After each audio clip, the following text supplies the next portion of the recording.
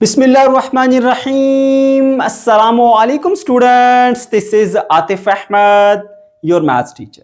प्यारे बच्चों, आज की इस वीडियो में हम सॉल्व करने जा रहे हैं एक्सरसाइज 6.1। इस वीडियो में हम एक्सरसाइज 6.1 के तमाम क्वेश्चंस को सॉल्व करेंगे, लेकिन अगर आप कोई एक पर्टिकुलर क्वेश्चन को सीखना चाहते हो तो फिर चले जाओ डिस्क्रिप्शन में, वहां पर मैंने हर क्वेश्चन के सामने उसका टाइम मेंशन किया है। आप क्वेश्चन के सामने लिखे गए टाइम पर क्लिक करते हुए डायरेक्टली अपने डिजायर्ड क्वेश्चन पर पहुंच जाएंगे। ठीक है बेटा, तो चलिए जी स्टार्ट करते हैं। प्यारे बच्चों, एक्सरसाइज 6.1 की तरफ बढ़ने से पहले यहां पर मैं आपको कुछ बेसिक कॉन्सेप्ट सिखाऊंगा, जिनका इस्तेमाल करते हुए आप इस एक्सरसाइज के क्वेश्चंस को बड़ी आसानी के साथ सॉल्व कर पाएंगे।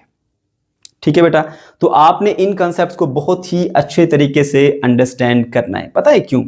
क्योंकि बेटा इस एक्सरसाइज से रिलेटेड जो क्वेश्चंस दिए जाते हैं ना, फॉर एग्जांपल आपसे कहा जाएगा कि ये जो गिवन रिलेशन है, क्या ये फंक्शन है या फंक्शन नहीं है। अगर फंक्शन है तो कौन सा टाइप ऑफ फंक्शन है। तो वहां पर समटाइम हमारा अच्छा स्टूडेंट भी कंफ्यूज हो जाता है, वो भी गलती कर देता है।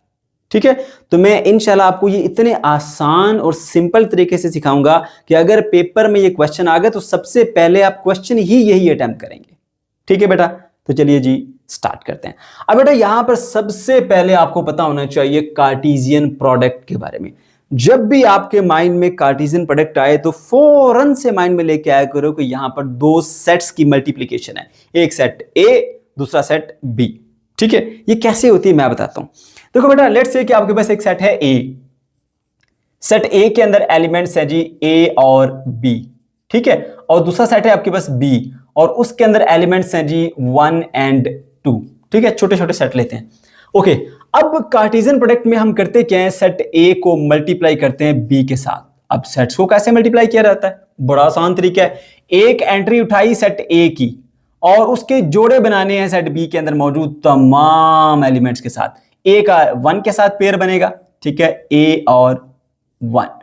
फिर ए का 2 के साथ पेयर बनेगा, ए और 2, कॉमा। उसके बाद फिर दूसरी एंट्री उठाओ, उसके इन सब के साथ जोड़े बनाओ। ए का बी का 1 के साथ पेयर, ठीक है, और उसके बाद फिर बी का 2 के साथ एक पेयर बन जाएगा। ठीक है बेटा, तो इस तरह से ना आपके पास ऑर्डर्ड पेयर का एक सेट आ जाएगा। ऑर्डर्ड पेयर इसलिए कहते हैं क्योंकि ये तरतीब से होते हैं कि पहली एंट्री हमेशा पहले सेट से और दूसरी एंट्री हमेशा दूसरे सेट से ली जाएगी।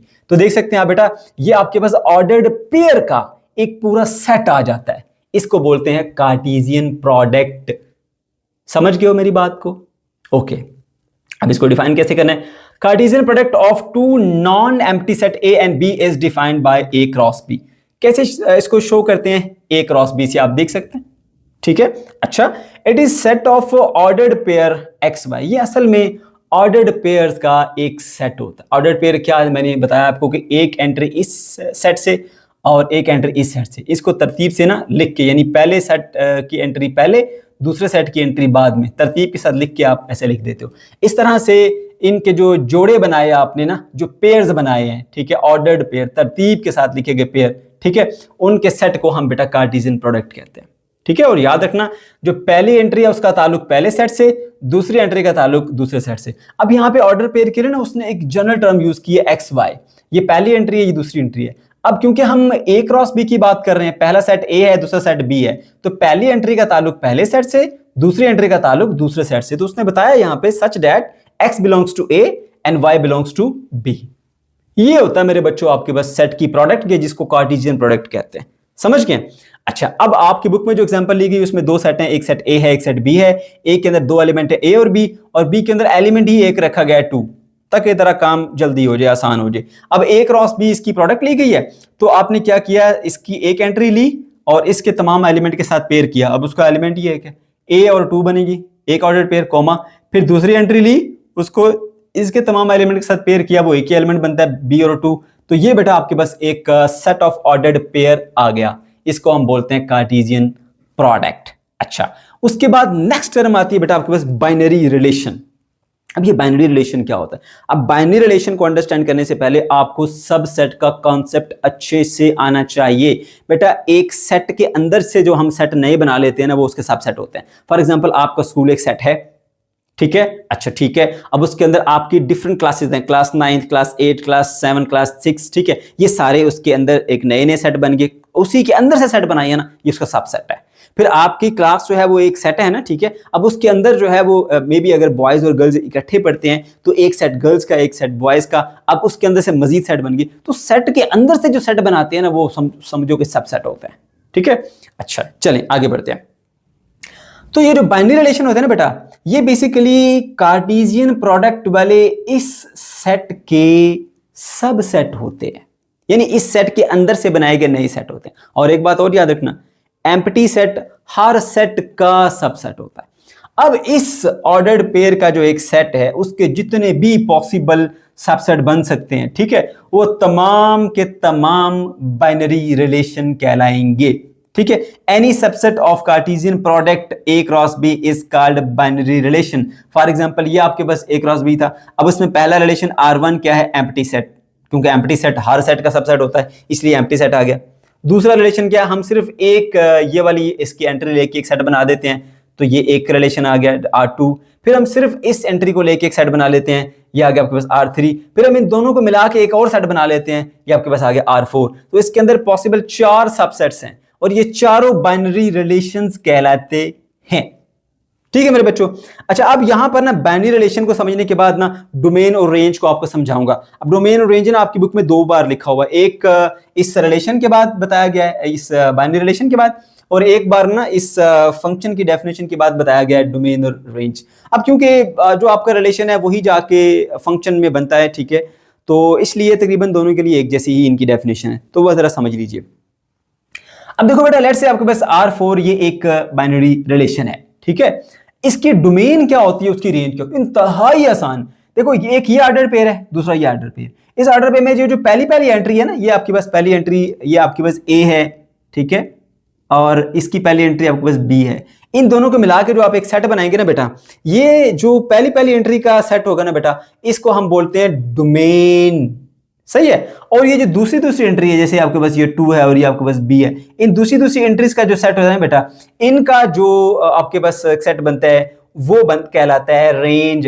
तो अगर कोई कहे कि भाई बाइनरी रिलेशन की डोमेन और रेंज मालूम करो, तो इंतहाई आसान है। उसकी पहली एंट्री जो है ना ऑर्डर पेयर की, वो उन सबको मिला के एक सेट बना दो, वो डोमेन होगी। आखिरी एंट्री को मिला के एक सेट बना दो, रेंज होगी। बात खत्म, इंतहाई आसान। यहाँ डेफिनेशन भी आप देख सकते हैं, set of first elements of each order pair is called domain। ये देखिए, range is set of set containing second elements of each order pair, यानी ये भी एक सेट होता है सेकंड एलिमेंट का, ये सेट होता है first element of the order pair का, समझ गए हो। अच्छा अब आप देख सकते हो इसी रिलेशन को अगर हम फंक्शन की सूरत में लेके चले, आगे चल के बताऊंगा, तो देख सकते हैं कि उसमें A और B दो पहली एंट्री है ना, तो आप देख सकते हैं कि डोमेन इसकी A और B है, और आखिरी एंट्री क्या है, सिर्फ ये दो है ना, तो 2 सेट में तो कोई एलिमेंट रिपीट नहीं करते ना, तो सिर्फ हमने यहाँ पे 2 लिख दिया, ये इसकी रेंज आ गई है, सही है बेटा। ओके, सो डोमेन और रेंज दोनों चीजें आपको मैंने क्लियर कर दी है। अब आ जाइए फंक्शन के ऊपर। बेटा ये जो बाइनरी रिलेशन होता है ना, बाइनरी रिलेशन, सारे बाइनरी रिलेशन तो फंक्शन नहीं होते, बट उन्हीं में से कुछ बाइनरी रिलेशन ऐसे होते हैं जिसको हम फंक्शन कहते हैं, ठीक है। यानी कोई अलग चीज नहीं, कोई नई चीज नहीं है, ये बाइनरी रिलेशन ही फंक्शन होते हैं, ठीक है। लेकिन कुछ कंडीशंस है, वो कंडीशन अगर फुलफिल करेंगे तो फिर वो है। वो कंडीशंस के बड़े ध्यान से बात सुनना, बड़ी अहम बात है, क्योंकि इसी के बेस के ऊपर ना आप आइडेंटिफाई करोगे कि ये जो बाइनरी रिलेशन आपको दिया गया कि ये फंक्शन है भी, ये फंक्शन नहीं है, इसी बेस पे आप आइडेंटिफाई करोगे। बड़े ध्यान से मेरी बात को सुनना मेरे बेटा। देखो भाई, लेट्स से आपके पास एक बाइनरी रिलेशन है R4। अब हमने चेक करना है कि ये फंक्शन है, ये फंक्शन नहीं है, ठीक है। अच्छा, और आपके पास जो 2 सेट हैं वो कौन से हैं जी, एक सेट A है और एक ये सेट B है, सही है। पहली चीज आपने ये चेक करनी है कि अगर आप इसकी डोमेन मालूम करें, इस रिलेशन की डोमेन, यानी पहली एंट्रीज का सेट एक A और एक B, क्या डोमेन ऑफ द फंक्शन पहले सेट के बराबर है, यानी सेट A के बराबर है। अगर वो बराबर हुई तो फिर बात ठीक है। ये देख सकते हैं आप जी, आपके पास ये पहली एंट्री A, इसकी पहली एंट्री B, A और B मिलके आपके पास एक सेट बनता है डोमेन का। तो आपका सेट A किसके बराबर है, A और B, यानी बिल्कुल ठीक है। जो डोमेन ऑफ द फंक्शन है वो बराबर आ गई A के। तो मेरे बेटे ये पहली आपके पास कंडीशन होती है कि आपका गिवन रिलेशन एक फंक्शन है। अब दूसरी कंडीशन क्या है, दूसरी कंडीशन मेरे बेटा ये है कि जो इसमें जो डोमेन है ना, डोमेन के अंदर कोई भी एलिमेंट रिपीट नहीं होना चाहिए। मतलब फर्ज कर लें अगर ऐसा हो जाए A और 2 है और उसके बाद अब देखिए BO2 है, अगर फिर जो है वो A के साथ किसी और का रिलेशन आ जाए, या आप कह दें जी A के साथ कोई और नंबर आ जाए, ठीक है, तो A रिपीट हो गया, कोई भी एलिमेंट अगर पहले सेट का रिपीट हो गया, फंक्शन नहीं है। समझ गए? फिर सुन लीजिए, पहला जो आपका सेट है A क्रॉस B है ना, उसमें पहला सेट A है, एक एलिमेंट अगर डोमेन में रिपीट हो गया, फंक्शन नहीं है, वो जस्ट रिलेशन है, फंक्शन नहीं है। तो ये बात मेरे बेटे आपने याद रखनी है। अब ये बात मैं आगे चलकर ना यहाँ पे इस पोर्शन में आके मजीद अच्छे तरीके से इसको एलिब्रेट करूंगा। फिल वक्त बस आप ये दो कंडीशन याद रखिए बेटा, कि अगर कोई भी आपके पास एक रिलेशन है और पूछा जा रहा है कि फंक्शन है कि फंक्शन नहीं है, आप उसकी डोमेन निकालो। अगर डोमेन पहले सेट के बराबर है, ठीक है, तो पहली कंडीशन पूरी होगी। फिर ये देखो कि डोमेन के अंदर कोई भी एलिमेंट जो है वो रिपीट तो नहीं हो रहा रिलेशन में, ठीक है। जैसे अगर देखें इसके दो एलिमेंट है ना आपके पास A और B, क्या A और B आपके इस गिवन रिलेशन के अंदर रिपीट तो नहीं हो रहे? नहीं हो रहे, तो ठीक है, सही है, अदरवाइज फिर वो फंक्शन नहीं होगा। ओके, अब function f from set A to set B, एक सेट A से सेट B की जानिब जो फंक्शन f है, इज अ बाइनरी रिलेशन। मैंने बताया था ना, बाइनरी रिलेशन ही फंक्शन होता है, ठीक है। तो आपने A इंटू बी यानी A टू B आपने एक रिलेशन लिया। A टू B का मतलब होता है कि आपने A को B से मल्टीप्लाई किया, उससे आपको जो है ये कार्टेशियन प्रोडक्ट का एक सेट मिल गया, फिर उसके अंदर से आपने एक रिलेशन लिया है। तो A क्रॉस B का मतलब है A टू B, समझ गए? तो उसने लिखा आप function f from set A to set B, क्योंकि ये A मल्टीप्लाई बाय B है, इज अ बाइनरी रिलेशन। तो फंक्शन दरअसल एक बाइनरी रिलेशन ही होता है, which maps each element of set A to a unique element of set B, जिसमें हर एक सेट A के एलिमेंट की एक यूनिक इमेज होती है सेट B के अंदर, ठीक है। अब ये फिल वक्त डेफिनेशन क्या तक, अब इसको ले लो, असल बात मैं यहां पे आकर बताऊंगा, सही है। ओके जी, तो इसे हम बोलेंगे फंक्शन। दो कंडीशन थी बेटा, दोनों कंडीशन मैंने आपको यहां पर बता दी है। तो ये आपके पास एक R4 को हमने यहां पे टेस्टिंग के लिए लिया। R4 आपका फंक्शन है, क्यों? क्योंकि इसकी डोमेन मालूम की गई है, A और B का सेट बनता है जो कि A के बराबर है, लिहाजा ये आपके पास जो है एक फंक्शन है। इसके अलावा दूसरी बात याद रखो, अब इसकी जो है वो आपके पास इमेज है 2, B की इमेज है हमारे पास 2। एक बात बेटा यहां पे ध्यान रखो, इस तरह से ना ये समझे आपके पास ये क्वेश्चन है और ये उसका आंसर है, ठीक है। अब आपके दो अलग अलग क्वेश्चन के सेम आंसर हो सकते हैं, ये मैं आपको एक ट्रिक बता रहा हूं, ये ध्यान से सुन लो। दो अलग अलग क्वेश्चन के एक आंसर हो सकते हैं, ठीक है, मगर एक क्वेश्चन के दो आंसर नहीं होंगे। मैथ की बात करूं, मैथ में यानी कि जैसे एक या तो उसका आंसर 2 है, ठीक है, या फिर उसका आंसर जो है वो हमारे पास 3, ऐसा नहीं होगा, या 2 होगा या 3 होगा, ठीक हो गया। यस होगा या नो होगा, यस और नो दोनों नहीं हो सकते, ठीक है। तो देखिए, अगर दो अलग अलग क्वेश्चन है, दोनों का आंसर यस हो सकता है, दोनों का आंसर नो हो सकता है, मगर एक क्वेश्चन के दो आंसर नहीं हो सकते। तो इस रिलेशन में जब आप इस तरह से डायग्राम बनाते हैं, अगर कभी भी आपको इस तरह की चीज मिल जाए, ऐसे ये वाली चीज, तो इस चीज को देखते सार फौरन समझो भाई ये आपके पास फंक्शन नहीं है। ये चीज तो अलाउ है, ये चीज अलाउ नहीं है, समझ गए हो? हेड मिले तो अलाउ है, टेल मिले तो अलाउ नहीं है। जैसे ही आपको इन डायग्राम के अंदर टेल मिली हुई नजर आ गई, फौरन समझो भाई ये फंक्शन नहीं है। ये छोटी सी आपको ट्रिक शेयर की है, जब आपको एमसीक्यूज में डायग्राम दी जाती है तो टाइम कम होता है, इतना सोच नहीं सकते होते, तो ये ट्रिक इस्तेमाल करके हम फौरन आइडेंटिफाई कर सकते हैं कि अगर ये कंडीशन मिल गई कहीं पर भी कि टेल मिल रहे हैं इस तरह के रिलेशन के अंदर, फौरन बोला कि फंक्शन नहीं है, ठीक है। ओके जी, अब डोमेन और रेंज के बारे में मैं आपको पहले बता चुका हूं। अब ये कुछ एग्जांपल हैं, ये आपके पास 6 केसेस हैं, इसमें हमने आइडेंटिफाई करना है कि ये फंक्शन है, ये फंक्शन नहीं है। देखो बेटा, ये आपके पास सेट A है, ये आपके पास सेट B है। अब A से B आपको एक रिलेशन दिया गया जिसमें पहला ऑर्डर पेयर है 0 7, दूसरा ऑर्डर पेयर है 2 9 और तीसरा ऑर्डर पेयर है 4 और 7 का, ठीक है। अब देखिए यहां पे कोई भी इस तरह की कंडीशन आपको नजर नहीं आ रही कि यानी कि एक जो नंबर है उसके दो इमेज नहीं मिलेंगे आपको। इसमें नंबर कह लीजिए या एलिमेंट कह लीजिए, इसको हम बोलेंगे ये इमेज है। Element image, element image, element image, याद रखना है। ये एलिमेंट है, इसका जो है वो इमेज ये है, ठीक है। 2 का इमेज 9 है, 4 का इमेज 7 है। लेकिन याद रखना मेरे बच्चों, एक एलिमेंट के दो इमेज नहीं होने चाहिए, वरना वो फंक्शन नहीं होगा। तो ये आपके पास फंक्शन है, ठीक है। दूसरी बात देखिए, ये 1, ये 2 और ये 3 के 3 सेट A के एलिमेंट्स जो हैं वो इस रिलेशन में इस्तेमाल हुए, कोई एक भी एलिमेंट खाली बचा हुआ नहीं है, ठीक है। दो शर्तें, पहली बात ऐसा नहीं होना चाहिए, दूसरी बात कि इसके सारे एलिमेंट यूज होने चाहिए। अब माइंड में जल्दी से सेव कर लो डायग्राम वाला काम। पहली बात, ऐसा नहीं होना चाहिए, एक एलिमेंट के दो इमेज नहीं होने चाहिए। दूसरी बात कि कोई भी एलिमेंट सेट ए का खाली नहीं बचना चाहिए। ठीक है, ये भी इस्तेमाल होगा, ये भी इस्तेमाल होगा, ये भी इस्तेमाल होगा। ठीक है, तो इस तरह से आपके पास जो इस रिलेशन की डोमेन है वो सेट ए के बराबर आएगी। दूसरी बात मेरे बच्चों कि यहां पर आपके पास इस तरह की कंडीशन, यानी एक एलिमेंट की दो इमेजेस नहीं होनी चाहिए, ऐसा नहीं है, तो ये फंक्शन है। यहां पर आ जाओ, पहला, दूसरा, तीसरा तीनों इस्तेमाल हुए, पहली शर्त पूरी हुई। फिर क्या एक एलिमेंट की दो इमेजेस तो नहीं है, यानी ये वाली शक्ल तो नजर नहीं आ रही, नो, फंक्शन है। तीसरी चीज पे आ जाओ, पहला, दूसरा, तीसरा तीनों इस्तेमाल हुए, ठीक है, पहली कंडीशन पूरी हुई, फंक्शन है। फिर ये वाली कंडीशन चेक करो, क्या एक एलिमेंट की दो इमेजेस तो नहीं है, तो नहीं है, इस तरह की कोई कंडीशन यहां पे नजर नहीं आ रही, इसकी ये इमेज, इसकी ये इमेज, इसकी ये इमेज। ठीक है, तो ये भी हमारे पास जो है वो एक फंक्शन है। फिर आ जाओ इसके ऊपर, तो जैसे ही इसके ऊपर आओगे, ये देखो पहली चीज के ये टू जो है, ये टू मेरे बेटे कहीं भी इस रिलेशन में इस्तेमाल नहीं हो रहा। तो अगर कोई एक भी एलिमेंट पहले सेट का रिलेशन में इस्तेमाल ना हुआ हो तो फंक्शन उधर से पता चलेगा ये फंक्शन नहीं है। दूसरी चीज, सेकंड वायलेशन भी कर रहा है कि एक एलिमेंट की दो इमेजेस, देखिए अब 0 की इमेज 7 भी है, 0 की इमेज 9 भी है, ये नहीं हो सकता। एक एलिमेंट की एक यूनिक इमेज होगी, दो इमेजेस उसकी नहीं हो सकती। एक एलिमेंट की एक ही यूनिक इमेज होगी, एक एलिमेंट की एक ही यूनिक इमेज होगी, दो नहीं हो सकती। तो देख सकते हो इसकी दो इमेजेस हैं, 0 की 7 भी इमेज है, 0 की 9 भी इमेज है, ये यहीं से पता लगा नॉट अ फंक्शन। उसके बाद यहां देखो, अगेन आपको एक प्रॉब्लम नजर आ गई कि एक एलिमेंट जो है वो ए का इस्तेमाल नहीं हुआ इस रिलेशन के अंदर। ठीक है, इसका मतलब है ये आपके पास फंक्शन नहीं है। ठीक है, तो यहां पे देख सकते हैं कि इसकी इमेज ये है, इसकी इमेज ये है, इनमें दो एलिमेंट की दोनों की यूनिक इमेज पाई जा रही है।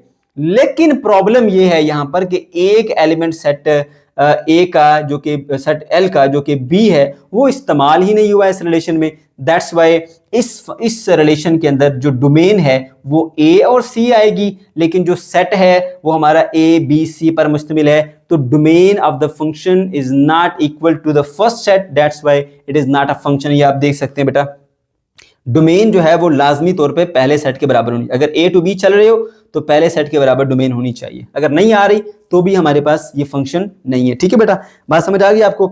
अब यहाँ पे देखिए आपका बी सेट जो है ना वो बेटा ये कहीं इस्तेमाल नहीं हो रहा, तो खत्म बात, ये फंक्शन नहीं है। उसके बाद यहाँ देखो, अब इसमें जो ए एलिमेंट है वो भी इस्तेमाल हुआ, बी भी इस्तेमाल हुआ, सी भी इस्तेमाल हुआ, लेकिन जो बी है ना, बी उसकी यहाँ पर इसके अंदर यूनिक इमेज नहीं है, बल्कि उसकी इमेज 2 भी है, उसकी इमेज 3 भी है। तो ये वाली कंडीशन जो मैंने आपको बताई थी, ये वाली जैसे ही आपको नजर आई फौरन समझ जाना है कि ये फंक्शन नहीं है। अब मैं समराइज करता हूं, सिर्फ दो बातें, अगर पिक्चर दी जाए ना तो पहली चीज चेक करना यहाँ पे कोई एलिमेंट बचा तो नहीं है जो इस्तेमाल ना हो। जैसे 2 बचा हुआ है, नॉट अ फंक्शन, बी बचा हुआ है, नॉट अ फंक्शन। ठीक है, और अगर बचा हुआ नहीं है तो फिर ये चेक करो कि क्या एक एलिमेंट की आगे यूनिक इमेज पाई जा रही है, या दो इमेजेस हैं, या 3 इमेजेस हैं, तो फिर वो चीज है। जैसे देखो यहां पर अब तीनों इस्तेमाल हुए, अब ये देखा ये एलिमेंट बी है ना, इसकी 2 इमेजेस पाई जा रही है, भाई ये फंक्शन नहीं है। ठीक है, ये मेरे बच्चों आपका एक पूरा कॉन्सेप्ट था। मैं दोबारा इस डेफिनेशन के ऊपर लेके आता हूं। उसने कहा था a function F from set A to set B, कोई भी फंक्शन है जो सेट ए से सेट बी, मैंने बताया था ए क्रॉस बी में का मतलब होता है set A to set B. ठीक है, इज अ बाइनरी रिलेशन, वो फंक्शन दरअसल एक बाइनरी रिलेशन ही होता है, which maps each element of set A to a unique element of set B. Set A का हर एलिमेंट की एक यूनिक इमेज होती है, सेट ए के हर एलिमेंट की एक यूनिक इमेज हो सकती है। ये देखो अब यहां पर इसके अंदर सेट ए के इस एलिमेंट की यूनिक इमेज नहीं है, बल्कि 2 हैं, 7 भी है, 9 भी है, not a unique image, that's why it is not a function. ठीक है, unique element of set B. उसके बाद एक और चीज नीचे मैंने लिखी है कि बेटा कि अगर ये फंक्शन आपका ए टू बी है, ठीक है, तो इसमें domain of the function should be equal to the set A, पहले सेट के बराबर होनी चाहिए। ठीक है, तो यहां पर देखिए डोमेन क्या बनेगी, 0 और 4, क्योंकि यही तो इस्तेमाल हुए हैं। सही है, 2 तो इस्तेमाल नहीं हुआ, तो domain of the function set P के बराबर नहीं होगी। ठीक है, यहां पर देखिए ए बी सी ये सेट है, लेकिन डोमेन फंक्शन की डोमेन क्या आएगी, रिलेशन की डोमेन क्या आएगी, ए और सी। तो A C is not equal to A B C, that's why आपके पास ये फंक्शन नहीं। अब मेरे बेटा जितनी डिटेल में मैंने आपको चीजें बता दी है ना, मेरे ख्याल से अब आपको कोई भी कंफ्यूजन बाकी नहीं रहनी चाहिए। अगर फिर भी थोड़ा बहुत डाउट रह जाए ना बेटा, वीडियो को वापस पीछे करो और दोबारा से इसको एक बार सुनो, इंशाल्लाह आपका डाउट क्लियर हो जाएगा। ठीक है बेटे, ओके जी। तो यहां पर हमने सीख ले सारे का सारा कि भाई फंक्शन है या फंक्शन नहीं है, कैसे आइडेंटिफाई करेंगे। उसके बाद फिर आ जाता है मेरे बच्चों टाइप्स ऑफ फंक्शन के ऊपर। ठीक है, इससे भी बच्चे घबराते हैं जब वो सुनते हैं ये बाइजेक्टिव है या इंजेक्टिव है या ऑन टू है या इन टू है या क्या है, ये जो 5-6 नाम आते हैं इकट्ठे, कंफ्यूज हो जाते हैं। तो बेटा बिल्कुल काम और रिलैक्स माइंड के साथ आप ये सोचें कि देखिए आपके पास 2 कैटेगरीज हैं इसकी टाइप्स की। एक तरफ कैटेगरी आती है 1 to 1 और मैनी टू 1, दूसरी तरफ कैटेगरी आती है ऑन टू और इन टू। ये 2 अलग अलग तरीके से आप ये चीजें चेक करते हैं। ऑन टू इन टू अलग है और 1-1 मैनी 1 अलग है। ठीक है, जरा इन दोनों को समझिए। फंक्शंस में 2 मेन टाइप्स आ गई, 1-1 और मैनी 1। 1-1 के नाम से जाहिर है कि हर एक एलिमेंट का एक अलग एक यूनिक जो है वो आपके पास इमेज होगा। ये देख सकते हैं आप, ए बी सी सेट ए है, सेट बी में क्या है जी आपके पास 1 2 3। अब ए की अपनी है जी 1, बी की अपनी है 2, सी की अपनी है 3। समझ गए? अब ऐसा नहीं है जैसे आप यहां पे देख सकते हैं कि इन दोनों के मिलके जो है वो 2 है, 2 इन दोनों की, ऐसा नहीं है। हर एक की अपनी अपनी है। यह है 1-1 फंक्शन। ठीक है, 1-1 में क्या होता है, हर एक एलिमेंट की अपनी एक होगी, वो किसी और की नहीं होगी। यानी ए की इमेज 1 है, 1 किसी और की इमेज नहीं हो सकती। अब बी की इमेज 2 है, 2 किसी और की इमेज नहीं हो सकती। अब सी की इमेज 3 है, 3 किसी और की इमेज अब नहीं हो सकती। यह है 1-1 फंक्शन। समझे? अब मैनी 1 क्या होता है? मैनी 1 में यह होता है कि एक इमेज 2 अलग अलग एलिमेंट्स की भी हो सकती है। एक इमेज 2 अलग अलग एलिमेंट्स की भी हो सकती है। जैसे ए बी सी, इसके अंदर कितने एलिमेंट है? 3 है। यहां पर कितने हैं? 1 और 2 एलिमेंट्स हैं। अब ए की इमेज 1 भी है, ठीक है, अब बी की इमेज 2 है, सी की इमेज भी 2 है, बी की इमेज भी 2, सी की इमेज भी 2। तो मैनी टू 1, मैनी टू 1 कि 2 एलिमेंट इधर है, इमेज उसकी एक है, तो मैनी की इमेज 1 है, तो इसको बोलते हैं मैनी टू 1। ये 1-1 में क्या होता है कि अगर एक किसी इमेज है एलिमेंट की इधर, तो फिर वो किसी और की इमेज नहीं होगी। यहां पर 2 देखें, वो 2b की भी इमेज है, 2c की भी इमेज है, तो यहां पर आप क्लियरली इसको आइडेंटिफाई कर सकते हैं कि ये मैनी टू 1 है, ये मैनी है और ये 1 है। मैनी का 1 के साथ कनेक्शन बना हुआ है, that's why it is many to 1 function and that is 1-1 function. सही है बेटा? अच्छा, ये आपके पास आ गया एक तरीका। ये तो बड़ा आसान है इसको आइडेंटिफाई करना। ठीक है, अच्छा जी, उसके बाद आ जाओ फिर बेटा इन टू और ऑन टू के ऊपर। ये एक और तरीका है जिससे हम इसको आइडेंटिफाई करते हैं, यानी एक और तरह के टाइप्स कह लीजिए, कैटेगरी कह लीजिए।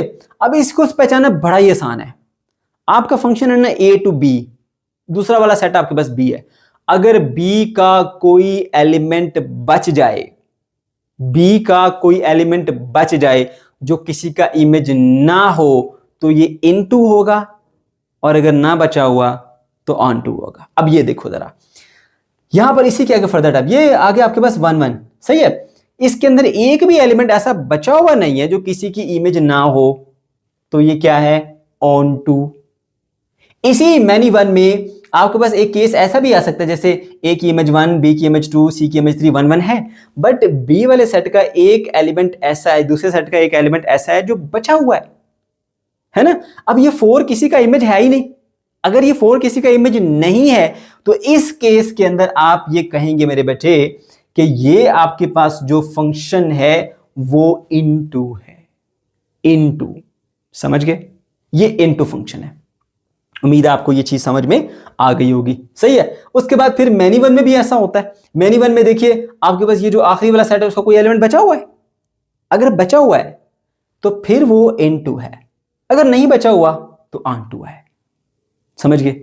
तो कितनी आसानी से हमने इसको आइडेंटिफाई कर लिया। भाई 2 कैटेगरीज में 2 चीजें चेक करनी है आपने, इनटू ऑन टू को चेक करना है और मैनी 1-1 को चेक करना है। मैनी 1 का तो मसला ही कोई नहीं है भाई। हर एक एलिमेंट जो अगर ये अगर किसी का एलिमेंट किसी का इमेज है, तो फिर वो किसी और का इमेज नहीं होगा। इसकी इमेज, ये इसकी इमेज, ये इसकी इमेज, ये किसी और की इमेज नहीं हो सकती, फिर तो 1-1 है। और अगर कोई एक एलिमेंट किसी 2 की इमेज है, जैसे ये देखें ये वाला जो है इसकी भी इमेज है, इसकी भी इमेज है, तो मैनी टू 1 है। क्लियर हो गया यहां से? अच्छा, उसके बाद फिर इसको आइडेंटिफाई करना है इनटू या ऑन टू, वो तो मसला ही कोई नहीं, बहुत ही आसान है। दूसरे वाले सेट को चेक करो, अगर आखिर में कोई एलिमेंट बचा हुआ है तो इनटू है, नहीं बचा तो ऑन टू है, बात खत्म। क्लियर हुई बात? तो देखो ये क्या है, आखिर में कोई एलिमेंट नहीं बचा, ऑन टू, आखिर में एक बचा हुआ है इनटू, आखिर में कोई नहीं बचा, ऑन टू, आखिर में एक बचा हुआ है इनटू। सही है? अच्छा, अब उसके बाद फिर रह गए 2, एक इंजेक्टिव और एक रह गया आपके पास बाइजेक्टिव। इंजेक्टिव और बाइजेक्टिव को भी समझो बेटा। अगर तो ऐसा हुआ ना आपके पास कि कोई भी जो सेट है वो 1 1 है, जैसे देखें सेट कह रहा हूं, कोई भी आपके पास फंक्शन है वो 1 1 है, जैसे देखिए 1 1 1 1 1 1 कॉरेस्पॉन्डेंस है। एक जो इमेज है वो किसी दो एंट्री की नहीं है, बल्कि हर एक की अपनी यूनिक इमेज है, ठीक है। ये 3 किसी और की इमेज नहीं है, आप सिर्फ सी की है, 2 किसी और की इमेज नहीं है, बस बी की है, 1 किसी और की इमेज नहीं, बस ए की है, ठीक है। लेकिन साथ में एक और एलिमेंट भी बचा हुआ है जो बी सेट का या आखिरी वाले सेट का एलिमेंट है, ठीक है। तो अब ये 1 1 तो है ही है, लेकिन 1 1 होने के साथ साथ इनटू भी है। अगर ये 1 1 के साथ इनटू भी हुआ तो फिर इसको इंजेक्टिव कहते हैं, ठीक है। दोनों क्वालिटीज मौजूद हैं, ये 1 1 भी है और साथ ही साथ एक एलिमेंट इसका दूसरे वाले सेट का बचा भी हुआ है, ठीक है। इसलिए हम बोलेंगे ये इंजेक्टिव है, यानी इनटू भी है, 1 1 भी है, इनटू भी है। जो 1 1 इनटू दोनों कैरेक्टरिस्टिक्स को पूरा करे उसको इंजेक्टिव कहते हैं, समझ गए। अच्छा, उसके बाद यहां देखिए, अब मेरे बेटे ये यहां पर जो 1 1 तो है ही, लेकिन साथ में क्या है, ये कोई आखिर में एलिमेंट बचा नहीं है, यानी 1 1 है और ऑन टू है। अगर 1 1 और ऑन टू दोनों कैरेक्टरिस्टिक्स को पूरा करेगा तो फिर ये बाइजेक्टिव कहलाएगा। अब अक्सर बच्चों को फिर ये मिक्स हो जाते हैं कि इंजेक्टिव और बाइजेक्टिव, कौन सा इंजेक्टिव है कौन सा बाइजेक्टिव। देखो, इन इंजेक्टिव, इससे याद रख लो, ठीक है। 1 1 into injective, 1 1 onto bijective. तो ये भी इन और ये भी इनटू इंजेक्टिव। 1 1 के साथ अगर इनटू हुआ इंजेक्टिव, अब याद रहेगा। उसके बाद 1 1 और ऑन टू हुआ तो बाइजेक्टिव। क्लियर बात। अब यहां देखो, ये वाला पहली बात है, ये 1 1 ही नहीं है, क्योंकि ये जो 2 है ना, इन दो का इमेज है, ठीक है। तो अब ये वाला जो है ना इंजेक्टिव हो सकता है ना बाइजेक्टिव हो सकता है, ठीक है। यहां देखो, इसमें आपके पास जो है 2 अगेन जो है वो आपके पास बी और सी दोनों का इमेज है, इसलिए ना ये इंजेक्टिव हो सकता है ना ही ये बाइजेक्टिव हो सकता है। तो इंजेक्टिव और बाइजेक्टिव की जो कंडीशंस हैं वो कहां पर आएंगी, वो मेरे बच्चों वहां पर आएंगी जब आपके पास 1 to 1 होगा। तो ये जो आपके पास दो सेट्स आते हैं, ये 1 to 1 भी हैं और ऑन टू भी हैं, इसलिए अगर 1 to 1 और ऑन टू दोनों कंडीशन को फुलफिल करेंगे तो बेटा फिर ये आपके पास जो है वो कहलाएंगे इंजेक्टिव, और ऑन टू और 1 to 1 दोनों कंडीशन को फुलफिल करेंगे तो कहलाएंगे बाइजेक्टिव। सही है, उम्मीद है आपको ये कंसेप्ट जो है वो समझ में आ गया होगा। तो अब आपने सिर्फ जो है वो दो बातों को यहाँ पे ख्याल करना है। कोई पहली चीज चेक करनी, कोई एलिमेंट ऐसा तो नहीं है जो किसी कोई इमेज ऐसा तो नहीं है जो किसी दो एलिमेंट की हो, ठीक है। अच्छा, अगर वैसा नहीं है तो 1 1 है। दूसरी चीज, आखिर में बचा हुआ कोई एलिमेंट है तो फिर इनटू होगा, नहीं है तो ऑनटू होगा, ठीक है। उसके बाद 1 1 into injective, 1 1 onto bijective, that's all. अब हम बढ़ते हैं बेटा क्वेश्चंस की तरफ। क्वेश्चन नंबर 1 पे आ जाए प्यारे बच्चों। क्वेश्चन नंबर 1 में कहा जा रहा है, if set A containing the element 2 4 6 8 and set B containing the element 1 3 5, which of the following relations are functions from A to B। अब यहां पर आपको दो सेट दिए गए हैं A और B, और आपको 4 रिलेशंस दिए गए हैं फ्रॉम A to B। आपने बताना है कि इन रिलेशन में से कौन सा फंक्शन है और कौन सा फंक्शन नहीं है। तो मेरे बच्चों सीधी सीधी सी दो कंडीशन है। नंबर 1 कंडीशन ये है कि आप इस रिलेशन की डोमेन निकालोगे, तो रिलेशन की जो डोमेन है वो पहले सेट के इक्वल होनी चाहिए, यानी सेट A के इक्वल होनी चाहिए अगर आप A to B जा रहे हैं तो, ठीक है। अच्छा, दूसरी कंडीशन ये है कि जो आपका रिलेशन है उसमें से जो फर्स्ट एलिमेंट है बेटा वो रिपीट नहीं होना चाहिए। दो सीधी सीधी सी शर्तें अभी चेक कर लेते हैं, ठीक है। अब हमारे पास ये रिलेशन R1 है, इसकी पहले हम निकालेंगे डोमेन ऑफ रिलेशन 1, ठीक है। अच्छा, ये आ गया R1, उसकी डोमेन क्या बनेगी, पहले एलिमेंट का सेट। इसका पहला एलिमेंट है जी 2, इस ऑर्डर पेयर का पहला एलिमेंट है 6, इस ऑर्डर पेयर का पहला एलिमेंट है बेटा 8, इसका पहला एलिमेंट है आपके पास 4, ठीक है। ये आपके पास आ गई जी डोमेन। अब आप चेक कीजिए कि क्या ये डोमेन जो है वो A के बराबर है या नहीं है, क्योंकि A to B है ना, तो पहला बनता है A। देखिए 2 6 8 4 2 4 6 8, तरतीब चेंज है, एलिमेंट वही है। तो इसका मतलब ये हुआ कि पहली कंडीशन जो है बेटा वो फुलफिल हुई। वो क्या है कि जो डोमेन है ना, domain of the relation 1 that is equals to set A, ठीक है, वो सेट A के बराबर आ गई। पहली कंडीशन पूरी हुई। दूसरी चीज ये देखा जाता है मेरे बेटे कि यहाँ पे पहली एंट्री जो है वो रिपीट तो नहीं हो रही, 2 6 8 4 रिपीट यहाँ पे नहीं हो रही, ठीक है। तो दूसरी कंडीशन बेटा आप यहाँ पे लिख देंगे, वो भी पूरी हुई है, no repetition of element of set A. ठीक है बेटा, सेट ए का कोई एलिमेंट रिपीट नहीं हुआ। तीसरी चीज अच्छा है कि डायग्राम भी बनाए ताकि आपको मार्क्स पूरे मिले। 2 3 है ना, तो 2 को 3 से ज्वाइन कर लो ऐसे। अच्छा, उसके बाद 6 5 है तो 6 को 5 से ज्वाइन कर लो ऐसे। उसके बाद 8 3 है तो लो जी 8 को 3 से ज्वाइन कर लेते हैं। फिर 4 1 है तो 4 को यू 1 से ज्वाइन कर लेते हैं। अब इसको देख के भी आप पता चला सकते हैं, देखो यहां पर कोई भी एलिमेंट खाली बचना नहीं चाहिए। नहीं बचा हुआ ना तो पहली कंडीशन पूरी होगी आपकी, ये वाली के आपकी जो डोमेन है वो सेट ए के बराबर होगी। दूसरी कंडीशन बेटा आपको मैंने बताई थी डायग्राम को देख के कि ये वाला काम अलाउ नहीं है, दिस इज नॉट अलाउड, कि एक एलिमेंट के 2 इमेजेस नहीं हो सकते। अब एक एलिमेंट के 2 इमेजेस नहीं हो सकते मतलब क्या है कि फर्ज करें यहां पे 2 है, यहां पर 1 है, यहां पे 2 है, यहां पे 3 है, तो अब देखिए 2 और 1 भी है, 2 और 3 भी है, यानी पहली एंट्री रिपीट नहीं होनी चाहिए। ठीक है, तो 2 तरीके हैं ना बात कहने के, तो उस तरह भी चेक कर सकते हैं, वरना डायग्राम बना के आप देखेंगे ये वाला अलाउड नहीं है। तो देखिए कोई एक भी ऐसा एलिमेंट है जिसके 2 इमेजेस हो, नहीं है, दैट्स वाई आपके पास ये फंक्शन है। सो R1 जो है इज फंक्शन। ठीक है, अब आइए इसके रिलेशन 2 के ऊपर। रिलेशन 2 में बेटा सबसे पहले क्या निकालनी है, चुप करके डोमेन निकालो। पहला एलिमेंट है आपके पास 2, दूसरा एलिमेंट है 6, तीसरा है आपके पास 8, चौथा फिर 6 आ गया। दोबारा एक सेट में एलिमेंट को रिपीट नहीं करते, ठीक है, यहीं पर रहेगा। अब देखो जी यहां पर आपके पास रिपीटेशन हो गई है जी 6 की, ठीक है ना 6। तो दूसरी बात यह कि यह आपकी आई है डोमेन। सो पहली कंडीशन को अगर देखा जाए तो वो फुलफिल नहीं होती, क्यों?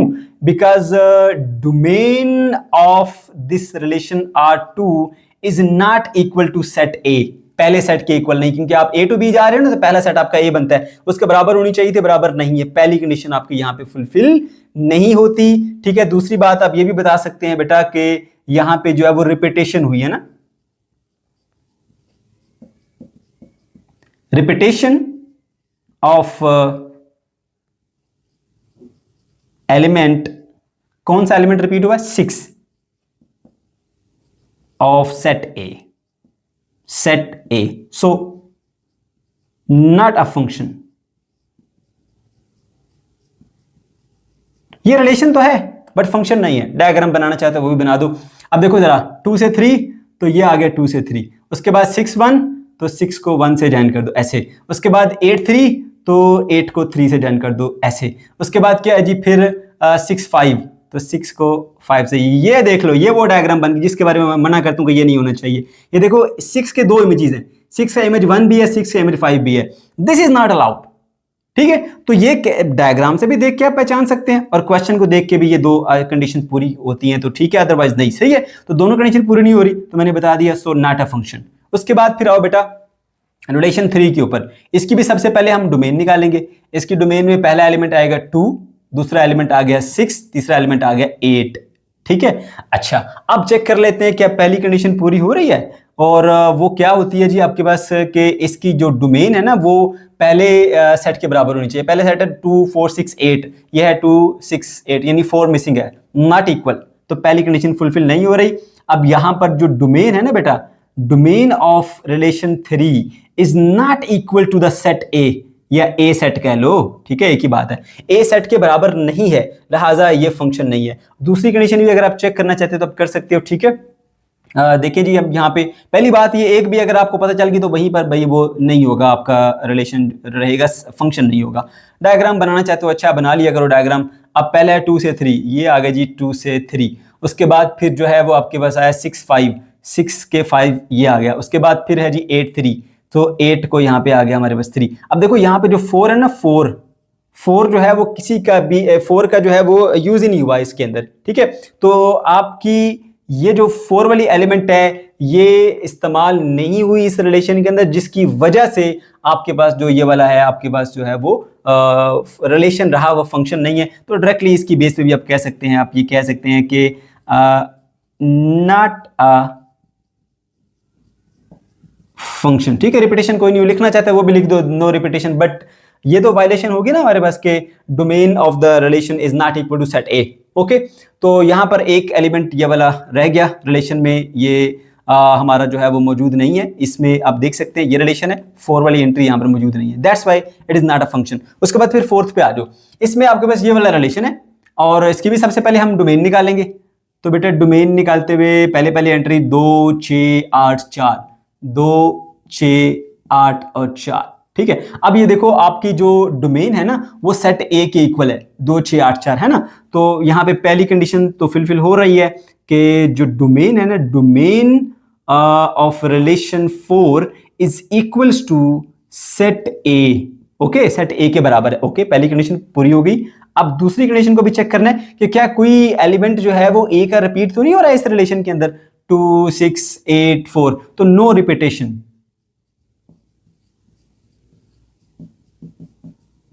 नो रिपीटेशन ऑफ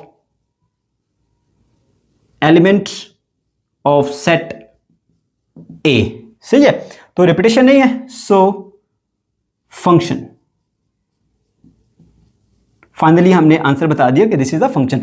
अब मैपिंग कर लिया करो, अच्छी बात है। 2 और 3 ये आ गया, 2 3 6 3, उसके बाद ये 6 के बाद फिर 3 आ गया, उसके बाद 8 3, 8 के बाद भी 3 आ गया, उसके बाद 4 1, तो ये 4 का आ गया हमारे पास 1। समझ गए बेटा?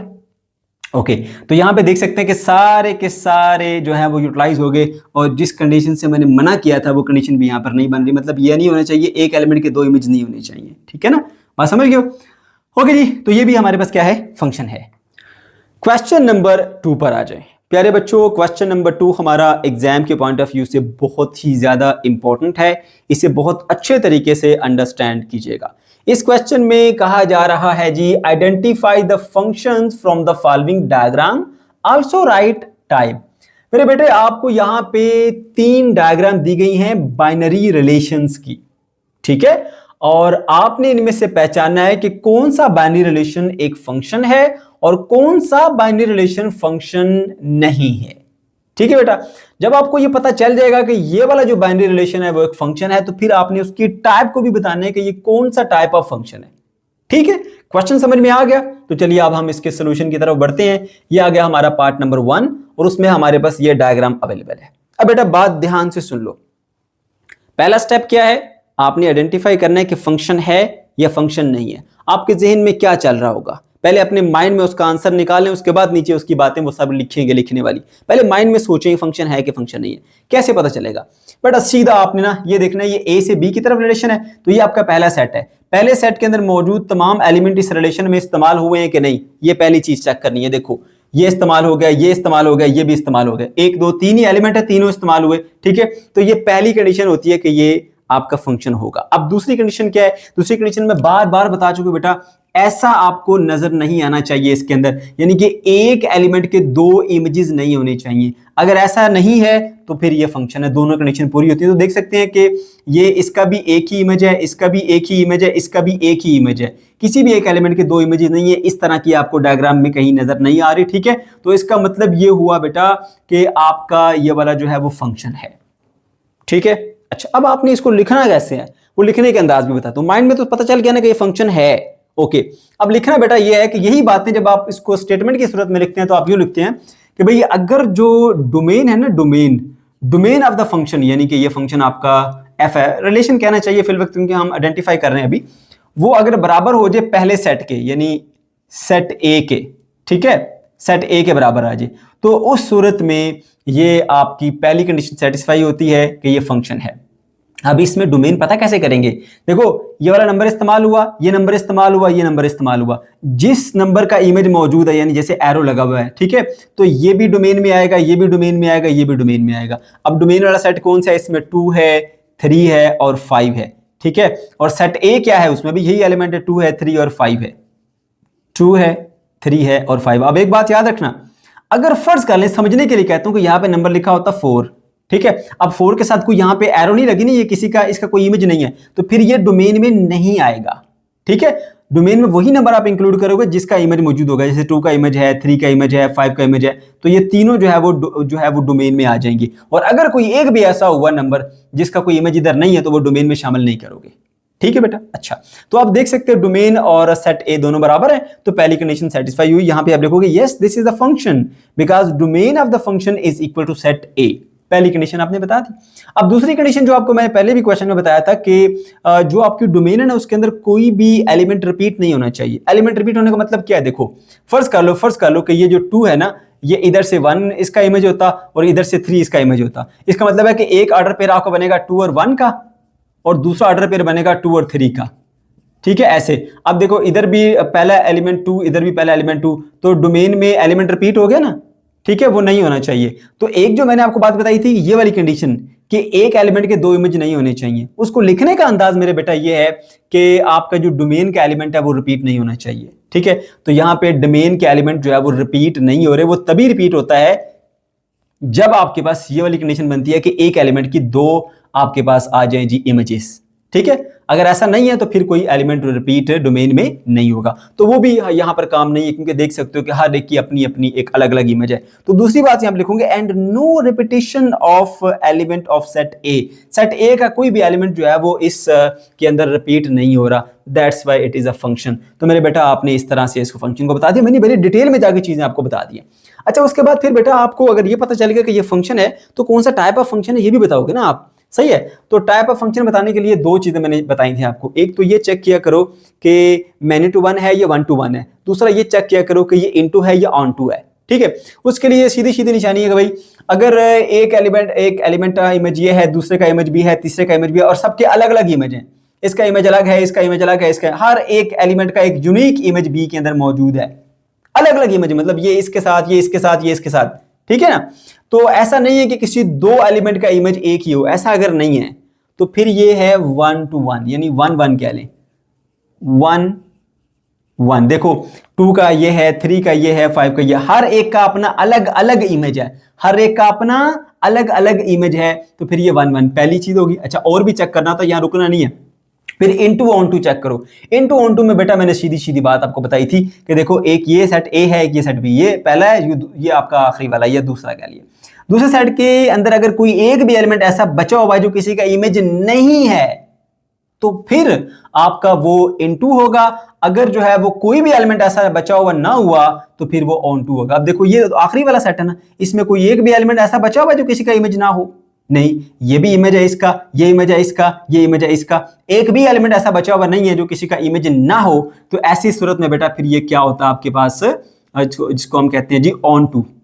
ठीक है, अब ये 1 1 भी है और ऑन टू भी है। 1 1 और ऑन टू अगर दोनों होंगे तो इसको बाइजेक्टिव फंक्शन कहते हैं। ठीक है, तो आपका आंसर आएगा नीचे यहां पे, टाइप इज बाइजेक्टिव। रीजन क्या है, because range of the function is equal to set B. ठीक है, ये देखो जरा, अब उसको लिखना कैसे उस बात को, ये बात तो मैंने बता दी ना कि अगर आखिर में एक भी एलिमेंट नहीं बचा हुआ जो किसी का इमेज ना हो, सही है, तो फिर इसका मतलब ये होता है कि ये आपके पास ऑन टू है। जरा बात ध्यान से सुनना बेटा, देखो रेंज होती है, ये जो आपका सेट बी है ना, ये दूसरे वाला सेट है, इसके अंदर मौजूद जितने भी इमेजेस हैं, एक ये भी इस्तेमाल हुआ, ये भी इस्तेमाल हुआ, ये भी इस्तेमाल हुआ, ये तीनों रेंज में आएंगे।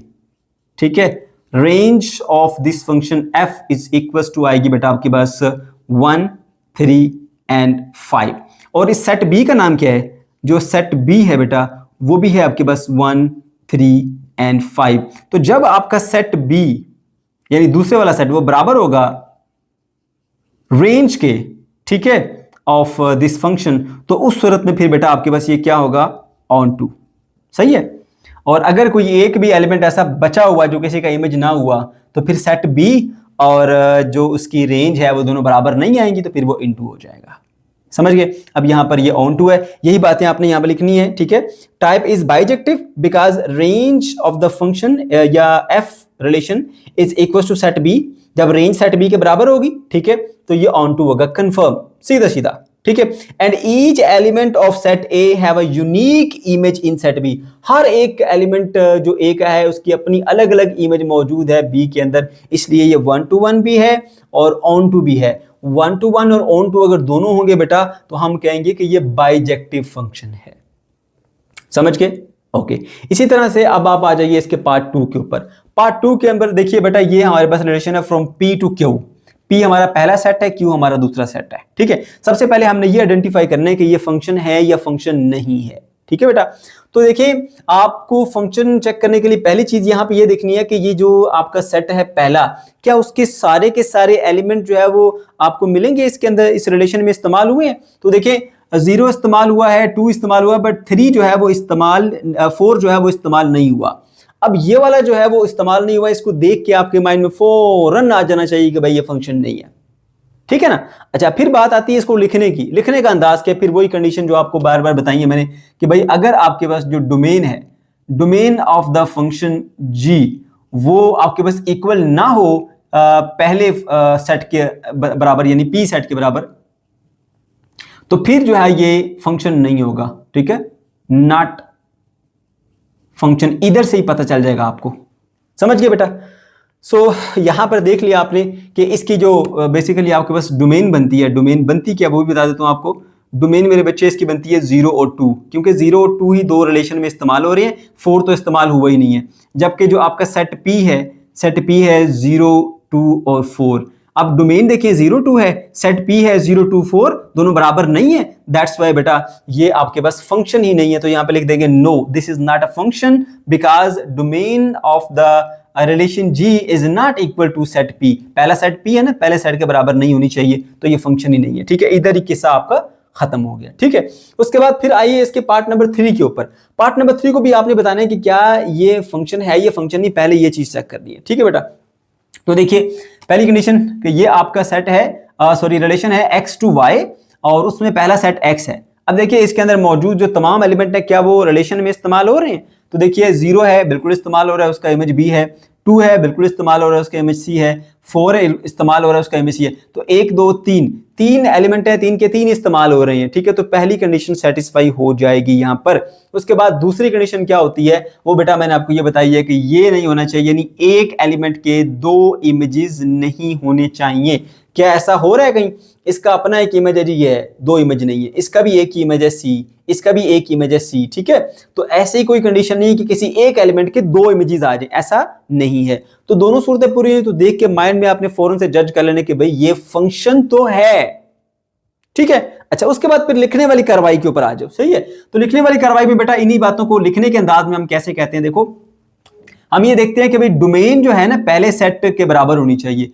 डोमेन जो है वो यहां से आती है जी, ये 0 इस्तेमाल हुआ, 2 इस्तेमाल हुआ, 4 इस्तेमाल हुआ, तो डोमेन जो है वो बन जाएगी domain of h is equal to set कौन सा जी आपके पास, 0, 2 और 4। अच्छा, तो पहला सेट है क्या, x सेट जो है बेटा आपके पास है 0, 2 और 4, ठीक है। तो आप देख सकते हैं कि डोमेन ऑफ h जो है वो सेट x के बराबर है, ठीक है। तो लिख देंगे domain of h is equal to set x, ठीक है।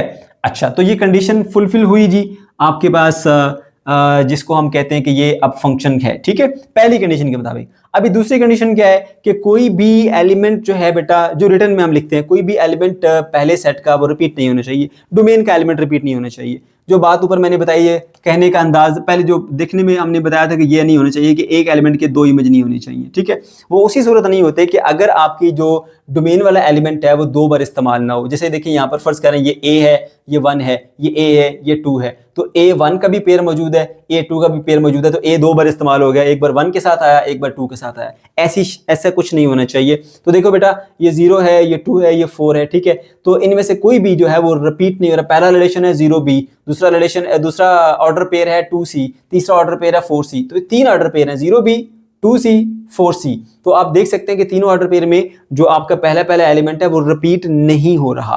तो ये दूसरी कंडीशन होती है फंक्शन के होने के लिए, ठीक है। ओके जी, तो हम लिखेंगे yes this is a function, क्योंकि हमने पहले माइंड में चेक कर लिया इस चीज को। फिर उसकी रीजन लिखेंगे because domain of the relation h is equal to set x। देख लिया आपने, दोनों बराबर होते हैं, ओके जी। उसके बाद फिर दूसरी चीज है no repetition of element of set x। Set x का कोई भी एलिमेंट जो है वो इसके अंदर रिपीट नहीं हुआ है। सो बोथ कंडीशन जो है वो यहाँ पे फॉलो हो गई है, ओबे हो गई है। तो अब क्या होगा यहाँ पर, ये एक फंक्शन होगा। अच्छा, फंक्शन हो गया। अब दूसरी बात क्या है, आइडेंटिफाई करो टाइप ऑफ फंक्शन, ठीक है। तो टाइप ऑफ फंक्शन को आइडेंटिफाई हम कैसे करेंगे उसको भी जरा देख लीजिए मेरे बेटे। देखिए एक तो चीज ये है कि आपने पहली चीज ये चेक करनी होती है कि 1 to 1 है या मैनी टू 1 है। दूसरी चीज आपने ये चेक करनी होती है कि ये इनटू है या ऑन टू है, सही है। तो अगर हर एक एलिमेंट की अपनी एक अलग से इमेज मौजूद हो जो किसी और की ना हो, बस उसकी हो, तो इसका मतलब ये है कि फिर आपके पास ये 1 to 1 है। और अगर एक इमेज एक की भी हो और वही इमेज किसी और की भी हो, एक इमेज एक की हो फिर वही इमेज किसी और की भी हो, तो फिर वो 1 1 नहीं है, फिर वो मैनी 1 है। जैसे आप यहाँ पे देख सकते हैं, अब 0 की एक ही इमेज है B, लेकिन जो 2 की इमेज C है ना, वो सिर्फ 2 की नहीं है, वो इस 4 की भी है। तो C जो है वो 2 की भी इमेज है, C है वो 4 की भी इमेज है। तो यहाँ पे 1 to 1 कॉरेस्पॉन्डेंस मौजूद नहीं है, बल्कि इन दोनों एलिमेंट की एक ही इमेज C है, तो ये मैनी टू 1 है। ठीक है, बहुत सारों की एक है, बहुत सारों की एक है, यानी ये 2 है और ये 4 है, दोनों की एक ही है C। ठीक है, मैनी टू 1। अच्छा ठीक हो गया, और भी चेक कर लो। अब हमने चेक करना है कि इनटू है या ऑन टू है। उसका मैंने तरीका ज़हन में बताया था आपको, बेटा ये चेक किया करो कि इस दूसरे वाले सेट के अंदर अगर कोई एलिमेंट ऐसा बचा हुआ जो किसी का इमेज नहीं है, तो फिर ये इनटू है। अगर सारे के सारे एलिमेंट किसी न किसी की इमेज हो, तो फिर ये ऑन टू होता है। अब देखो यहाँ पे ये A बचा हुआ है ना, जो किसी का इमेज नहीं है, तो ये इनटू है। समझ गए? अब एक तो ये मैनी टू 1 है, दूसरा इनटू है। सही है, ओके।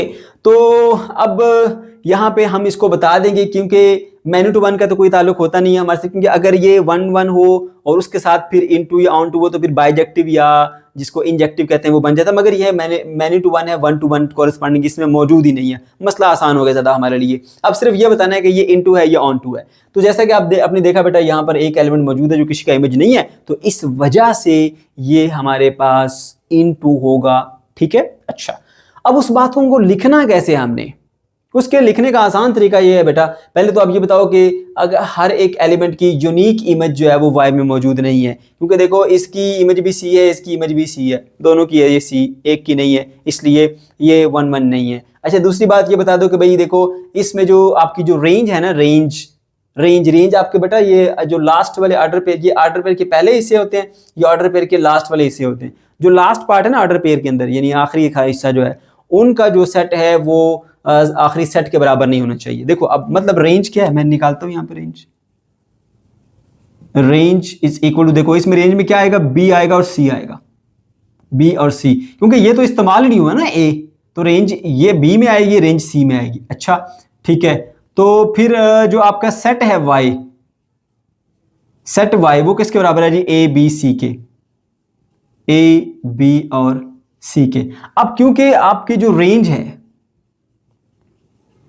वो बराबर नहीं है आखिरी सेट के या दूसरे सेट के, लिहाजा ये ऑन टू नहीं है, ये इनटू है।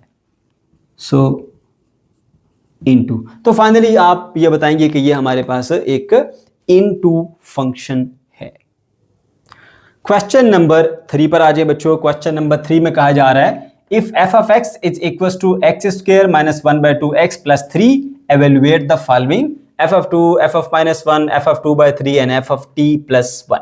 बच्चों इस क्वेश्चन में ना आपको एक फंक्शन दिया गया है कि f of x जो है वो इसके बराबर है, और आपने वैल्यू मालूम करनी है f of 2 की, f of minus 1 की, f of 2 by 3 की और f of t plus 1 की। ठीक है, तो आप किस तरह से मालूम करेंगे? देखिए ये फंक्शन है ना f of x का, आपने मालूम करना है f of 2 की वैल्यू, तो आपने सिंपली यहां पर x को बदल देना है 2 के साथ, तो ये बन जाएगा f of 2, और इधर भी आपने वही x की वैल्यू 2 पुट कर देनी है और सिंप्लीफाई करना है। इस तरह से आपको f of 2 की वैल्यू मिल जाएगी। जब आपने f of minus 1 की वैल्यू मालूम करनी है, तो आप x को बदल देंगे -1 के साथ, इस तरह बन जाएगा f of -1, और इधर x की वैल्यू -1 पुट करके आप उसे सिंप्लीफाई कर लेंगे, तो आपको f of -1 की वैल्यू भी मिल जाएगी। इसी तरह आप ये भी सॉल्व करेंगे। तो स्टार्ट करते हैं बेटा इसके पार्ट 1 से। ठीक है, सॉल्यूशन नंबर 1। ओके, अच्छा बेटा जी, तो यहां पर मैं सबसे पहले इसको दोबारा से इस क्वेश्चन को लिखता हूं जी। f of x is equal to x का square minus 1 divided by 2 x और प्लस का 3। ठीक है, और यहां पे रिप्लेस कर देते हैं x बाय 2। ठीक है ना, x को हम ना 2 से रिप्लेस कर देते हैं। ओके, तो जहां जहां पे बेटा x है वहां वहां आप 2 लिख दोगे। यह मैंने यहां पर 2 लिख दिया, f of 2 बन गया। अब इधर x का स्क्वायर है तो 2 का स्क्वायर बन जाएगा, -1 डिवाइडेड बाय 2 है तो x की जगह पे भी यहाँ पे 2 पुट कर देंगे, प्लस का यहाँ पे आएगा 3। अब बेटा देखो 2 का स्क्वायर बन जाता है 4, माइनस ये 2 इस 2 से कट गया 1 और प्लस का ये 3। ठीक है, 4 + 3 7, 7 - 1 करेंगे तो बेटा आपके पास जवाब आएगा 6। ठीक है, तो आपने एफ ऑफ 2 की वैल्यू मालूम कर ली जो कि 6 के बराबर है। ठीक है, अच्छा उसके बाद फिर आप आएंगे जी इसके पार्ट 2 के ऊपर, सॉल्यूशन पार्ट 2। ओके, अब यहां पर आपको क्या मालूम करना है जी, एफ ऑफ -1। ठीक है, तो दोबारा मैं इसको नहीं लिखूंगा, आप लिखना चाहें तो क्वेश्चन दोबारा लिख सकते हैं, मैं यहीं से स्टार्ट करूंगा। अब आप रिप्लेस करोगे, रिप्लेस x बाय -1। ठीक है ना, x को आप -1 से रिप्लेस करेंगे तो ये बन जाएगा बेटा आपके पास f ऑफ x की जगह पे आएगा f ऑफ -1। ठीक है, and that is equals to x का स्क्वायर है तो -1 का स्क्वायर, -1/2 है तो x की जगह पे -1 है और प्लस का यहाँ पे आएगा 3। अब देखो बेटा -1 का स्क्वायर क्या बनता है, प्लस का 1, माइनस इंटू माइनस प्लस बन जाता है, और 1/2 को जिससे 1 से मल्टीप्लाई करेंगे तो आपके पास 1/2 ही रहेगा, और प्लस का बेटा यहाँ पे बन गया 3। ओके, अच्छा जी, अब क्या करेंगे जी आप, अब आपने यहाँ पे 1 को और 3 को ऐड कर लेना, ये बन जाता है 4 + 1/2। ठीक है, एलसीएम ले लीजिए, जिसके नीचे कुछ भी नहीं होता ना उसके नीचे 1 होता है, ऐसे। तो इसको इससे मल्टीप्लाई कीजिए, 4 × 8 + 1 × 1 1, नीचे वालों को आपस में मल्टीप्लाई कीजिए, 2 × 2। ये आसान तरीका होता है एलसीएम देने का। 8 + 1 बन जाता है 9, 9/2, ये बेटा आ गया इसका आंसर f ऑफ -1 का। अच्छा, उसके बाद फिर आपने आ जाना है जी सॉल्यूशन नंबर 3 के ऊपर, सॉल्यूशन पार्ट 3। ओके, अब उसमें आपने f ऑफ 2/3 को मालूम करना है ना। ठीक है, तो मैं क्या करता हूं, पहले मैं यहां पे थोड़ी सी ना बाउंड्री लाइन लगा देता हूं ताकि मिक्स ना हो जाए चीजें। ओके जी, बाउंड्री लाइन आ गई हमारे पास। अब आप f ऑफ -2 मालूम करेंगे, उसके लिए आप रिप्लेस करेंगे, replace x by 2/3, 2/3। Okay, so f of x की जगह पर लिखेंगे f of 2/3 and that is equal to x का स्क्वायर, इधर भी पुट कर लीजिए, 2/3 का स्क्वायर और -1/2। ठीक है, और साथ में x है, x की वैल्यू 2/3 और प्लस का यहाँ पे आएगा 3। अब 2 का स्क्वायर बन जाता है 4, 3 का स्क्वायर बन जाता है 9, माइनस ये 2 इस 2 से कट गया, 1/3 आ गया, फिर उसके बाद प्लस ये 3, जिसके नीचे कुछ नहीं होता ना बेटा, उसके नीचे होता है 1। अब देखें ये फ्रैक्शंस हैं और प्लस माइनस हो रही हैं, तो अंडरशूट सी बात है बेटा, यहाँ पे आपने एलसीएम दे रहे हैं, तो एलसीएम देना बड़ा आसान हो जाता है अगर डिनोमिनेटर एक जैसे बन जाए, है ना।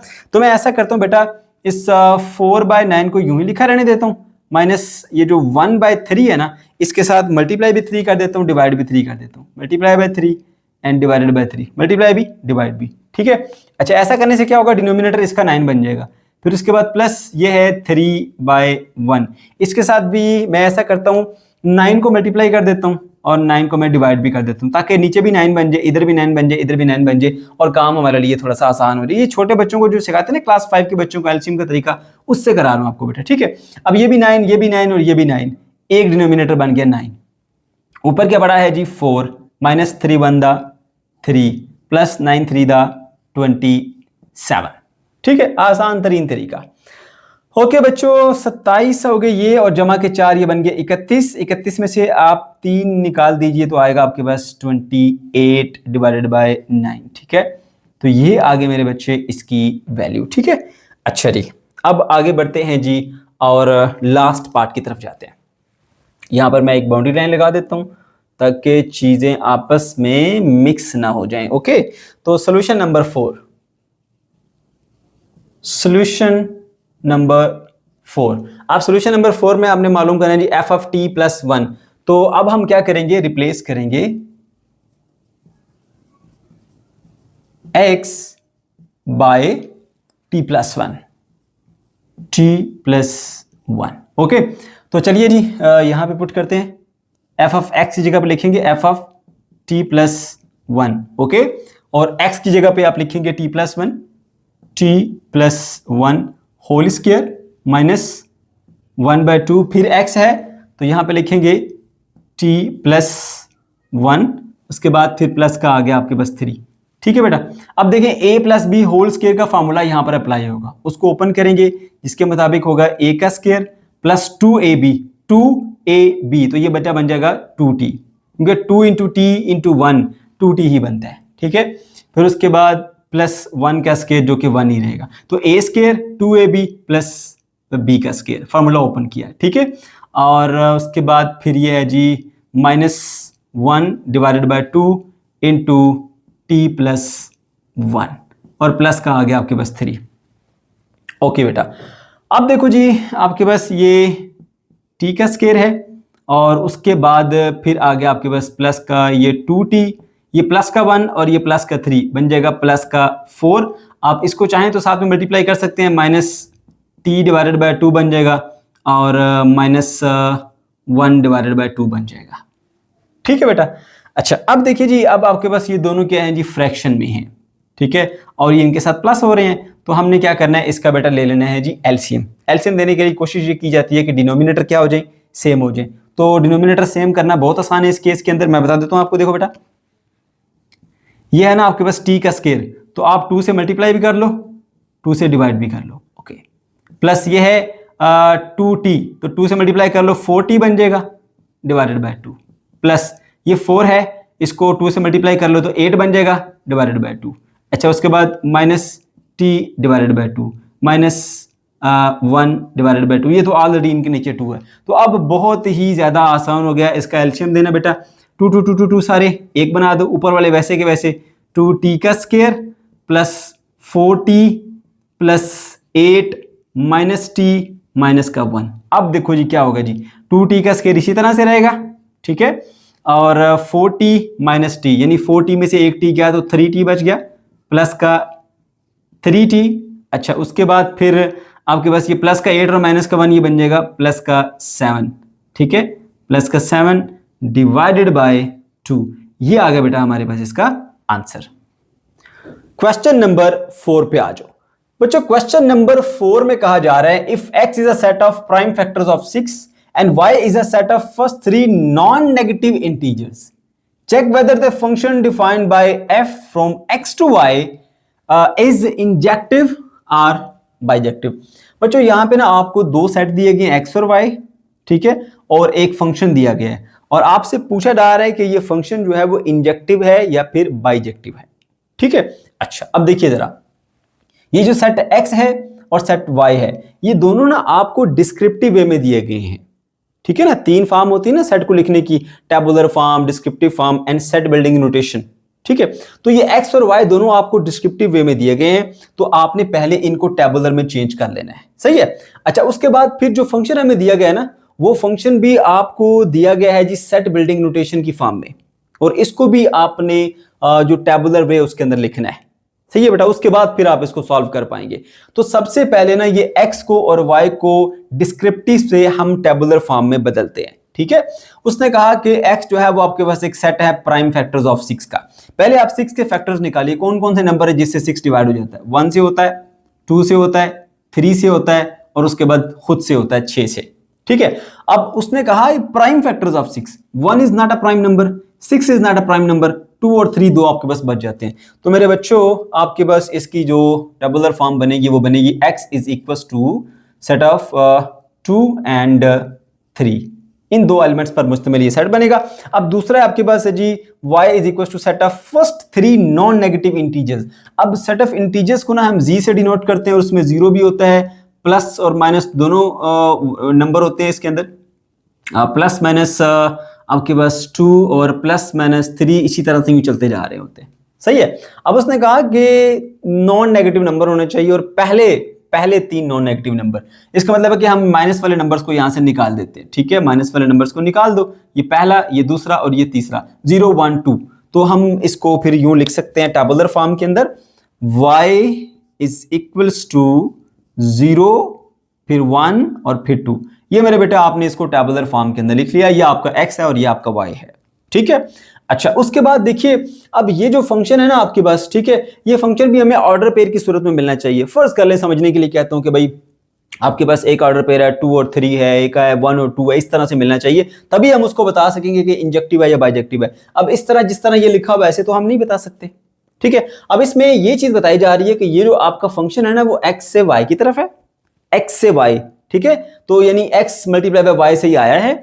और यहाँ पे इसके अंदर ऐसे ऑर्डर पेयर होंगे x और y जो है ना बेसिकली वो ऑर्डर पेयर है हमारा, जनरल फॉर्म उसकी इस तरह के होंगे कि अगर पहले में से दूसरे को माइनस करोगे तो जवाब आपके पास आएगा 1, ठीक है। तो मेरे बच्चों ये उस वक्त तक आप इसको नहीं लिख सकते टेबुलर फॉर्म में जब तक आप x इंटू वाई को मालूम ना कर लो, यानी x और y की कार्टेशियन प्रोडक्ट मालूम ना कर लो। तो इसलिए हम पहले क्या करेंगे, कार्टेशियन प्रोडक्ट निकालेंगे x और y की। तो ये बेटा आपके पास आ गया x और मल्टीप्लाई बाय ये आ गया आपके पास y, ठीक है। तो पहले मैं लिखता हूं x वाला सेट, वो है आपके पास एलिमेंट 2 और 3, और उसके बाद फिर मल्टीप्लाई का निशान, और उसके बाद फिर y वाला है आपके पास 0 1 एंड 2, ठीक है बेटा।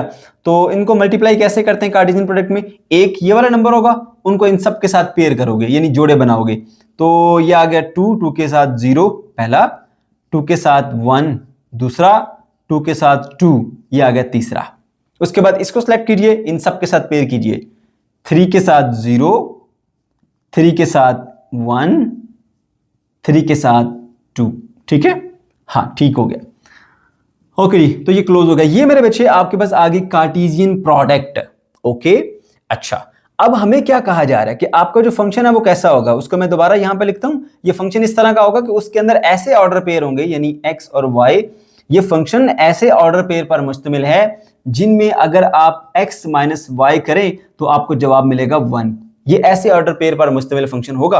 तो इसको भी हम टेबुलर फॉर्म में लिखते हैं फिर, ठीक है। अब जरा ढूंढो इनमें से कौन से ऐसे ऑर्डर पेयर हैं जिसमें से पहले में से दूसरा माइनस करो तो जवाब 1 आएगा। 2 माइनस 0 करें तो 1 नहीं आता, एक्सक्लूडेड। 2 माइनस 1 करें तो 1 आता है, ठीक है, इंक्लूडेड, इसको हम शामिल करेंगे इसमें। 2 में से 2 गया तो 0 एक्सक्लूडेड, 3 में से 0 गया तो 3 एक्सक्लूडेड, 3 में से 1 गया तो 2 आता है एक्सक्लूडेड, 3 में से 2 गया तो 1 आ जाता है, ये इंक्लूड करेंगे, ठीक है। तो सिर्फ 2 ऑर्डर पेयर आए, एक ये वाला और एक ये वाला, कि जिसमें से पहली में से दूसरी माइनस करें तो जवाब 1 आता है। तो उन्हीं ऑर्डर पेयर पर मुश्तमिल बेटा आपके पास ये फंक्शन होगा। तो देखिए यहां पे लिखेंगे आप 2 एंड 1, कोमा यहां पे आप लिखेंगे बेटा 3 एंड 2, ठीक है। तो बस यही 2 ऑर्डर पेयर इसके अंदर आ पाएंगे, सही है। यही हमारा फंक्शन है जी f। अब हमने इसको चेक करना है कि ये इंजेक्टिव है या फिर बाइजेक्टिव है, सही है। तो सबसे पहले हम इसकी ना डायग्राम बनाते हैं। यहां पर मैं दोबारा से इसको लिखता हूं कि ये फंक्शन है हमारे पास जिसके अंदर 2 ऑर्डर पेयर है, 2 और 1, और दूसरा कौन सा मेरे बच्चों 3 एंड 2, ठीक है, ये आ गया। तो हम बनाते हैं जी इसकी डायग्राम। ये आ गया पहला सेट, ठीक है, जिसका नाम क्या था जी x, ठीक है। और यहां पे आएगा जी दूसरा वाला जिसका नाम रखा हमने y, ठीक है। और जो x है उसके अंदर एलिमेंट है 2 और 3, 2 एंड 3, और जो y है उसके अंदर एलिमेंट है 0 1 2, 0 1 और ये 2, ठीक है। अच्छा अब इसके मुताबिक 2 को 1 के साथ लिंक करना आपने, 2 इंटू 1, ठीक है, और 3 को 2 के साथ लिंक करना है, ये आ गया 3 इंटू 2, सही है, ओके जी। और ये फंक्शन है x टू y, ठीक है, function from x to y, okay जी। अब हमने देखना है कि ये बाइजेक्टिव है या फिर हमारे पास इंजेक्टिव है, सही है। तो बेटा बाइजेक्टिव तब होता है आपके पास कि अगर इसमें 1 to 1 कॉरेस्पॉन्डेंस हो, यानी हर एक एंट्री का एक यूनिक इमेज हो। जैसे 2 का यहां पर 1 है, 3 का अलग अपना है 2 है, ठीक है ना। तो ये 1 to 1 तो हमारे पास है। अब दूसरी चीज क्या देखी जाती है, दूसरी चीज मेरे बच्चों आपने यहां पर यह देखनी है कि 1 to 1 होने के साथ साथ क्या ये इनटू है या फिर ऑन टू है, ठीक है ना।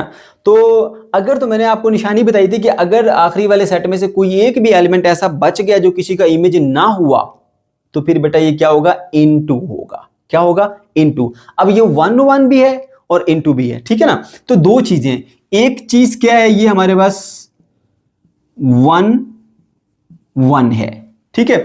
दूसरी चीज बेटा हमारे पास ये क्या है, ये इनटू भी है। तो अगर 1 1 होने के साथ इनटू दोनों होंगे तो इसका मतलब ये हुआ कि ये फिर क्या है हमारे पास, इंजेक्टिव। क्योंकि मैंने आपको बताया था कि इंजेक्टिव में और बाइजेक्टिव में बच्चे अक्सर भूल जाते हैं। तो आप ये याद रखो कि 1 1 के साथ इनटू होगा ना, इंजेक्टिव है ना।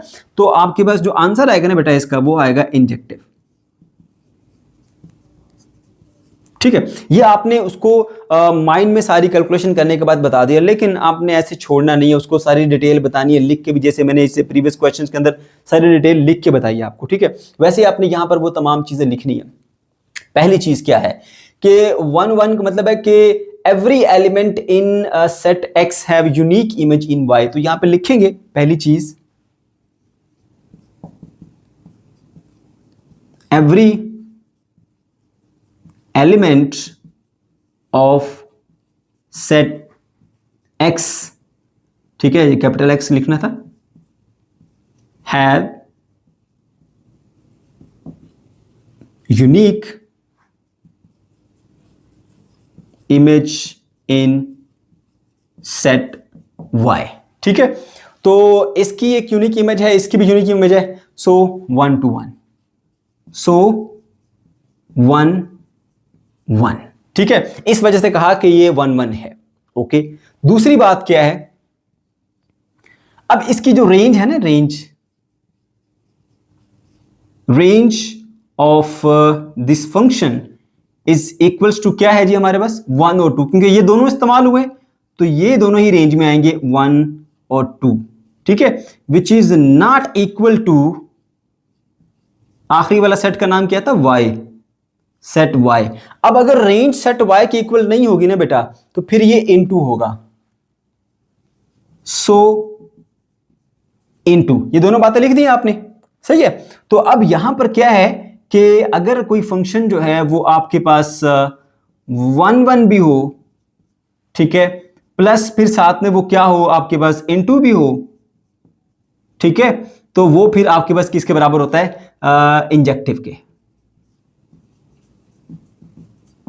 ठीक है, तो आपको मैंने सारी की सारी लॉजिक के साथ बात बयान करके बता दी कि 1 1 भी है और इनटू भी है। ठीक है, और वैसे तो आप देख के गेस कर सकते हैं बेटा कि देखो इसका अलग इमेज है, इसका अलग इमेज है, पहली शर्त पूरी हुई कि 1 1 है। दूसरी चीज क्या है, इंजेक्टिव या बाइजेक्टिव। अगर आखिरी वाले सेट में एक भी एलिमेंट ऐसा होगा जो किसी का इमेज ना हो, तो फिर ये क्या होता है हमारे पास बेटा, होता है इनटू फंक्शन। तो इनटू के साथ 1 1 आ जाए तो वो इंजेक्टिव होता है, बट उसको फिर भी ना प्रॉपर तरीके से जो रिटर्न में लिखनी चीजें होती है ना, वो मैंने बता दी बेटा, आपने लिख के एविडेंस देना और आपका आंसर क्या आएगा बेटा, इंजेक्टिव।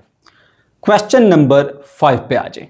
क्वेश्चन नंबर 5 में कहा जा रहा है a function f is defined by f of x is equals to t minus ax.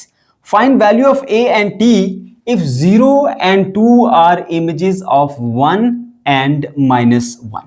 बच्चों इस क्वेश्चन में कहा जा रहा है कि आपके पास एक फंक्शन है जिसको आप यूं डिफाइन करेंगे कि f of x बराबर है t minus ax के। उसको आप सबसे पहले यहां पर नोट कर लीजिए कि फंक्शन को हम यूं डिफाइन करते हैं f of x बराबर है t minus ax के। अच्छा ठीक हो गया। उसके बाद क्या कहा जा रहा है जी, find the value of a and t।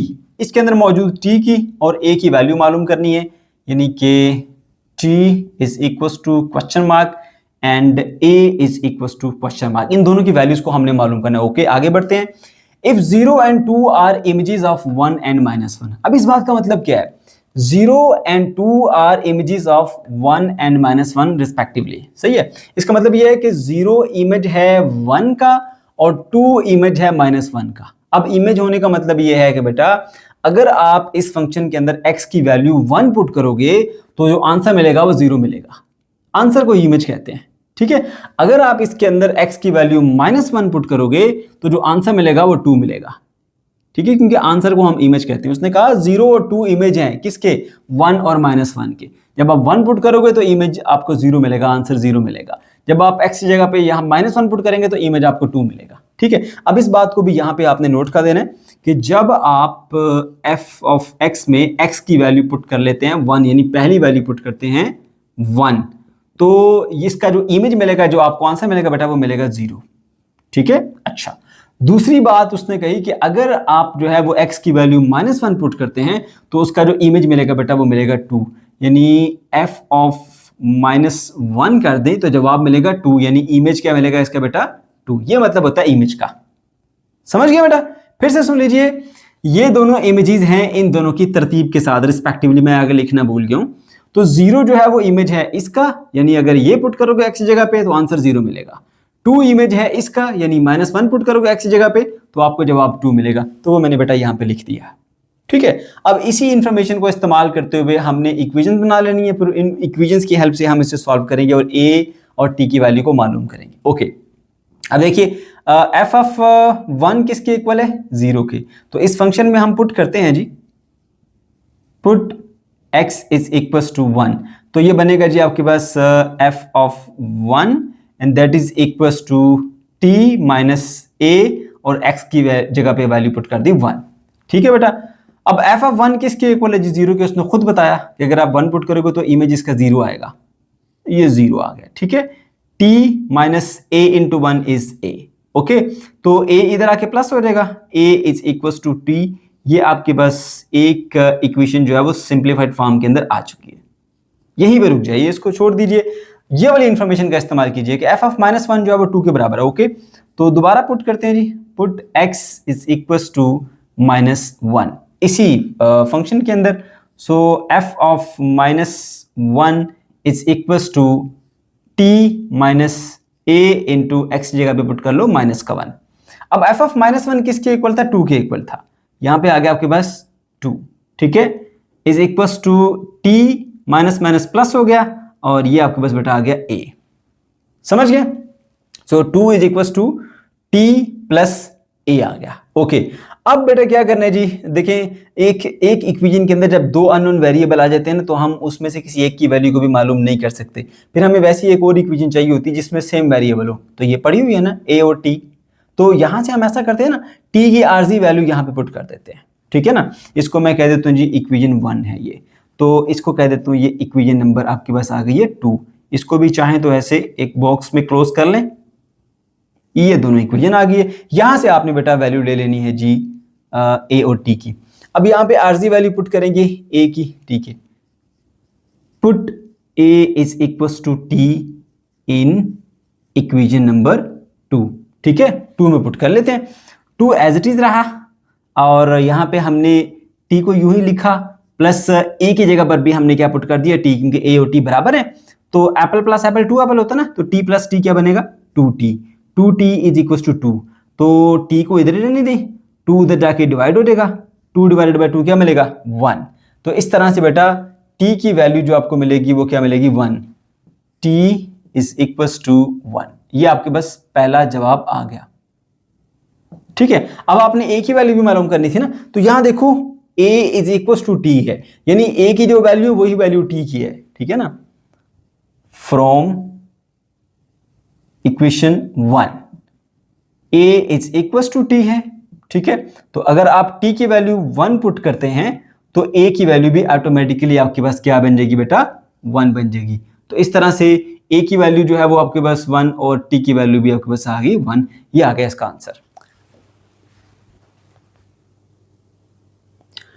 Question number 6 पर आ जाए। इस क्वेश्चन में कहा जा रहा है a function f is defined by f of x equals to mx plus c is function bijective, justify. बच्चों, आपको यहाँ पे ना एक फंक्शन दे दिया गया कि f of x जो है वो बराबर है mx प्लस c के, और आपसे पूछा जा रहा है कि क्या ये फंक्शन बायजेक्टिव है, और आपने अपने आंसर को जस्टिफाई भी करना है। ठीक है बेटा, ओके। तो सबसे पहले यहाँ पर आपको रिकॉल करने की जरूरत है कि बायजेक्टिव फंक्शन कहते किसे हैं। बच्चों, आपको मैं बेसिक कॉन्सेप्ट्स के अंदर ये बात सिखा के लाया हूं कि बायजेक्टिव फंक्शन वो फंक्शन होता है जो 1 to 1 भी होता है और ऑन टू भी होता है। ठीक है, अब मैं दोबारा से यहाँ पे आपको रिकॉल करा देता हूं कि 1 to 1 फंक्शन क्या होता है और ऑन टू फंक्शन क्या होता है। यहाँ पे हम एक फंक्शन की एग्जांपल लेते हैं, a to b, ये एक फंक्शन है। ठीक है, और सेट a के एलिमेंट्स हैं a b c, और सेट b के एलिमेंट है लेट्स से 1 2 and 3। ठीक है, और यहाँ पर a एक एलिमेंट है, उसका इमेज 1 है, b का इमेज 2 है, c का इमेज 3 है। अब आप देख सकते हैं कि इस फंक्शन के अंदर हर एक एलिमेंट की एक यूनिक आउटपुट है, या आप कह सकते हैं इसको इनपुट कह सकते हैं, इसको आउटपुट कह सकते हैं। हर एक इनपुट की एक यूनिक आउटपुट है, या हर एक एलिमेंट का एक यूनिक इमेज पाया जा रहा है। वो इमेज किसी और का नहीं है, सिर्फ इसका ही है। ठीक है, तो इसे हम कहते हैं 1 to 1 कॉरेस्पॉन्डेंस या 1-1 फंक्शन। ठीक है, a इसका 1 है, b इसका 2 है, c इसका 3 है। समझ गए? अब ये 3 c के अलावा किसी और का इमेज नहीं है, 2 जो है वो b के अलावा किसी और का इमेज नहीं है, 1 जो है वो a के अलावा किसी और का इमेज नहीं है। ठीक है बेटा, तो इसे हम कहते हैं जी ये है 1-to-1 फंक्शन। ठीक है, तो आप याद रखें कि अगर एक इनपुट की एक यूनिक आउटपुट मिले आपको, ठीक है, और वो उसके अलावा किसी और की आउटपुट ना हो, तो बेटा उसको हम कहेंगे कि ये हमारे पास जो फंक्शन है वो आपका 1-1 फंक्शन है। ठीक है, अच्छा दूसरी चीज वो बेटा ऑन टू फंक्शन की, उसको भी यहां पर देख लीजिए जरा।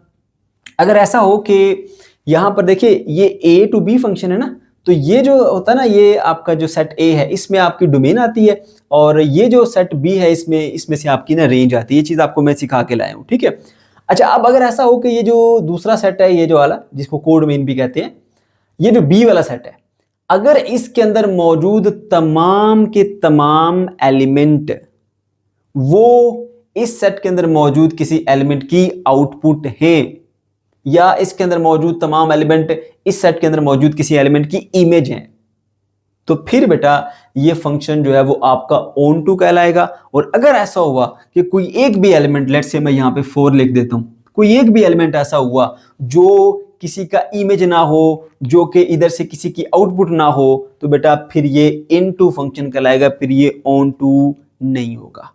तो अगर आपने ऑन टू प्रूव करना है तो उसके लिए लाजमी है कि आप ये बात साबित करें कि इसके अंदर मौजूद जितने भी एलिमेंट हैं वो सब के सब जो है वो इसमें से किसी की आउटपुट है। कोई एक भी ऐसा नहीं है जो किसी की आउटपुट ना हो, तब ये आपका ऑन टू होगा। अब इस कंडीशन के अंदर देखा जाए तो ये ऑन टू नहीं है। क्यों? क्योंकि 4 किसी का इमेज ही नहीं है। ठीक है, तो अगर मैं इसको यहां से हटा दूं, रिमूव कर दूं, अब देखिए 1 2 3 तीनों है, ये तीनों के तीनों, ये जितने भी हैं सारे के सारे इस सेट के अंदर मौजूद इनपुट्स की आउटपुट हैं। तो अब मेरे बेटे ये कहलाएगा आपका ऑन टू फंक्शन। ठीक है, यही दो बातें हमने यहां पर प्रूव भी करनी है। सही है कि हर एक इनपुट की यूनिक आउटपुट होनी चाहिए, तो फिर 1-to-1। ठीक है, और हर एक आउटपुट किसी न किसी की इनपुट लाजमी होनी चाहिए। कोई एक भी आउटपुट ऐसी ना निकले जो किसी की इनपुट ना हो, तो फिर वो आपका ऑन टू भी होगा। समझ गए बेटा? चलें, अब ये बातें आपने यहां पे लिखनी है जी। सबसे पहला पॉइंट लिखिए बेटा यहां पे, a function is bijective if it is 1-1 and onto. ये बात सबसे पहले आपने उसको बतानी है, ये दो चीजें होनी चाहिए। अच्छा, उसके बाद फिर बेटा आप इस फंक्शन को यहां लिखिए f of x is equal to mx plus c, और यहां पे आपने एक चीज लिख देनी है साथ में कि ये जो m है ना, m वो आपका नॉन जीरो है। क्योंकि अगर m नॉन जीरो ना हुआ, m जीरो हुआ, तो फिर आप x की कोई भी वैल्यू उठा के पुट करो, ये रिजल्ट चेंज करेगा नहीं। हाँ, हर बार आपको c c c c मिलेगा। कैसे? मैं आपको वो चीज करके बताता हूं। If m is equal to 0 हुआ तो फिर क्या होगा? f of x is equal to क्या है जी? mx प्लस c है ना। तो आप अगर यहां पे वैल्यू पुट कर लेते हैं इसकी 1, ठीक है, तो m की वैल्यू तो 0 है, x की वैल्यू 1 पुट कर लो, प्लस c क्या मिलेगा? c, क्योंकि 1 into 0 0 होता है। अगर आप f की वैल्यू 2 पुट कर लो तो फिर क्या होगा? यहाँ पे m तो 0 है, इसकी वैल्यू 2 हो प्लस c, फिर भी ये पूरा 0 हो जाएगा, c मिलेगा। अगर f की वैल्यू आप 3 पुट कर लो, फिर भी ये 0 और ये आपका 3 प्लस c, आपको c मिलेगा। तो इस तरह तो फिर आपकी कोई वैल्यू चेंज होती नहीं है, फिर आपको एक ही चीज मिलती रहती है। ठीक है ना, इसलिए जरूरी है कि यहाँ पर जो m है ना उसको आपने बताना है कि ये क्या है? 0 नहीं है। ठीक है, तो ये चीज बेटा आपने ज़हन में रखनी है। इसलिए शुरू में ही हमने ये कंडीशन अप्लाई कर दी कि जो m है ना बेटा वो आपके पास 0 के बराबर नहीं होना चाहिए। ठीक है, so m should not be equal to 0।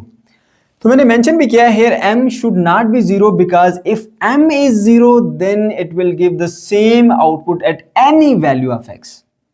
ठीक है, तो मैंने आप ये पॉइंट लिखना चाहो तो लिखो, नहीं लिखते कोई बात नहीं, लेकिन मैंने इसलिए लिखा था कि आप जब इसको तैयार करें इस क्वेश्चन को तो आपको पता हो लॉजिक कि क्या रीजन है क्यों हमने m को 0 लिया है। अच्छा, अब हमने इसको प्रूव करना है भाई, चेक करना है कि क्या ये 1-1 है कि नहीं है। ठीक है, तो बेटा हम इसको ना उलट तरीके से प्रूव करेंगे। जैसे हम एक रूम में 2 लोग रहते हैं ना, एक का नाम है A और एक का नाम है B। हमने चेक करना है कि इस वक्त रूम में कौन है। ठीक है, क्या रूम में A मौजूद है या नहीं है, ये हम जानना चाहते हैं। लेकिन अगर हम A की बजाय B को चेक कर लें कि क्या B जो है वो आउटसाइड है, अगर B आउटसाइड हुआ तो इसका मतलब ये होगा क्या A रूम के अंदर मौजूद है। तो उसको प्रूव करने के लिए हमने बी को चेक किया। बिल्कुल इसी तरह से अब हमने यहाँ पे थोड़ा ना इसी अंदाज में हमने इसको चेक करना है कि क्या ये हमारे पास जो है वो 1-1 फंक्शन है कि नहीं है। अब हम ये करेंगे, अगर ये 1-1 फंक्शन ना हुआ तो फिर ऐसा होना चाहिए कि दो अलग अलग इनपुट्स के ऊपर एक आउटपुट आ जानी चाहिए, क्योंकि उसमें क्या होता है, मैंने आपको बताया था कि दो आपके पास अलग अलग आपके आउटपुट होती हैं और इनपुट आपको क्या मिल रही होती है, सेम मिल रही होती है। ठीक है, लेट्स से ये ए है, ये बी है और यहाँ पे आपको 2 मिल रहा है। ठीक है, तो ए की आउटपुट भी 2 और बी की आउटपुट भी 2, तो इसको फिर मैनी टू वन कहते हैं, 1-to-1 तो नहीं कहते ना। ठीक है, तो हम इस तरह से इसको उलट तरीके से प्रूव करेंगे कि अगर ऐसा हो जाए, हम ये मान लें कि भाई ये हमारे पास 1-to-1 नहीं है। अगर 1-to-1 नहीं है तो इसका मतलब है अगर दो अलग अलग इनपुट्स इसको दोगे तो आपको आउटपुट क्या देगा, सेम देगा। इसी तरीके से हम इसको प्रूव करेंगे। तो हम यहां पे लेंगे late two inputs x1 and x2, ये आपने बेटा दो इनपुट्स ले लिए। ठीक है, अच्छा ओके। अब हमने क्योंकि ऊपर लिखा है कि फंक्शन जो है वो हमारे पास फर्ज कर ले कि वो क्या है जी, वो 1-1 नहीं है। ठीक है ना, let two inputs x1 and x2 and function is not 1-1, function 1-1 नहीं है। अगर फंक्शन 1-1 नहीं है तो अलग अलग इनपुट्स के ऊपर वो सेम आउटपुट देगा। ठीक है, ओके। तो फिर क्या होगा जी, f(x1) should be equals to f(x2). ठीक है, अच्छा चेक कर लेते हैं।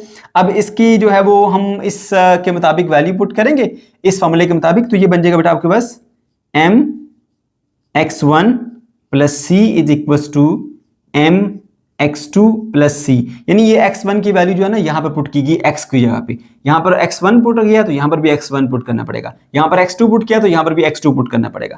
पुट कर दिया हमने। अब देखो जी, दोनों तरफ थोड़ा सिंप्लीफिकेशन करते हैं, c से कट जाएगा, दोनों तरफ है।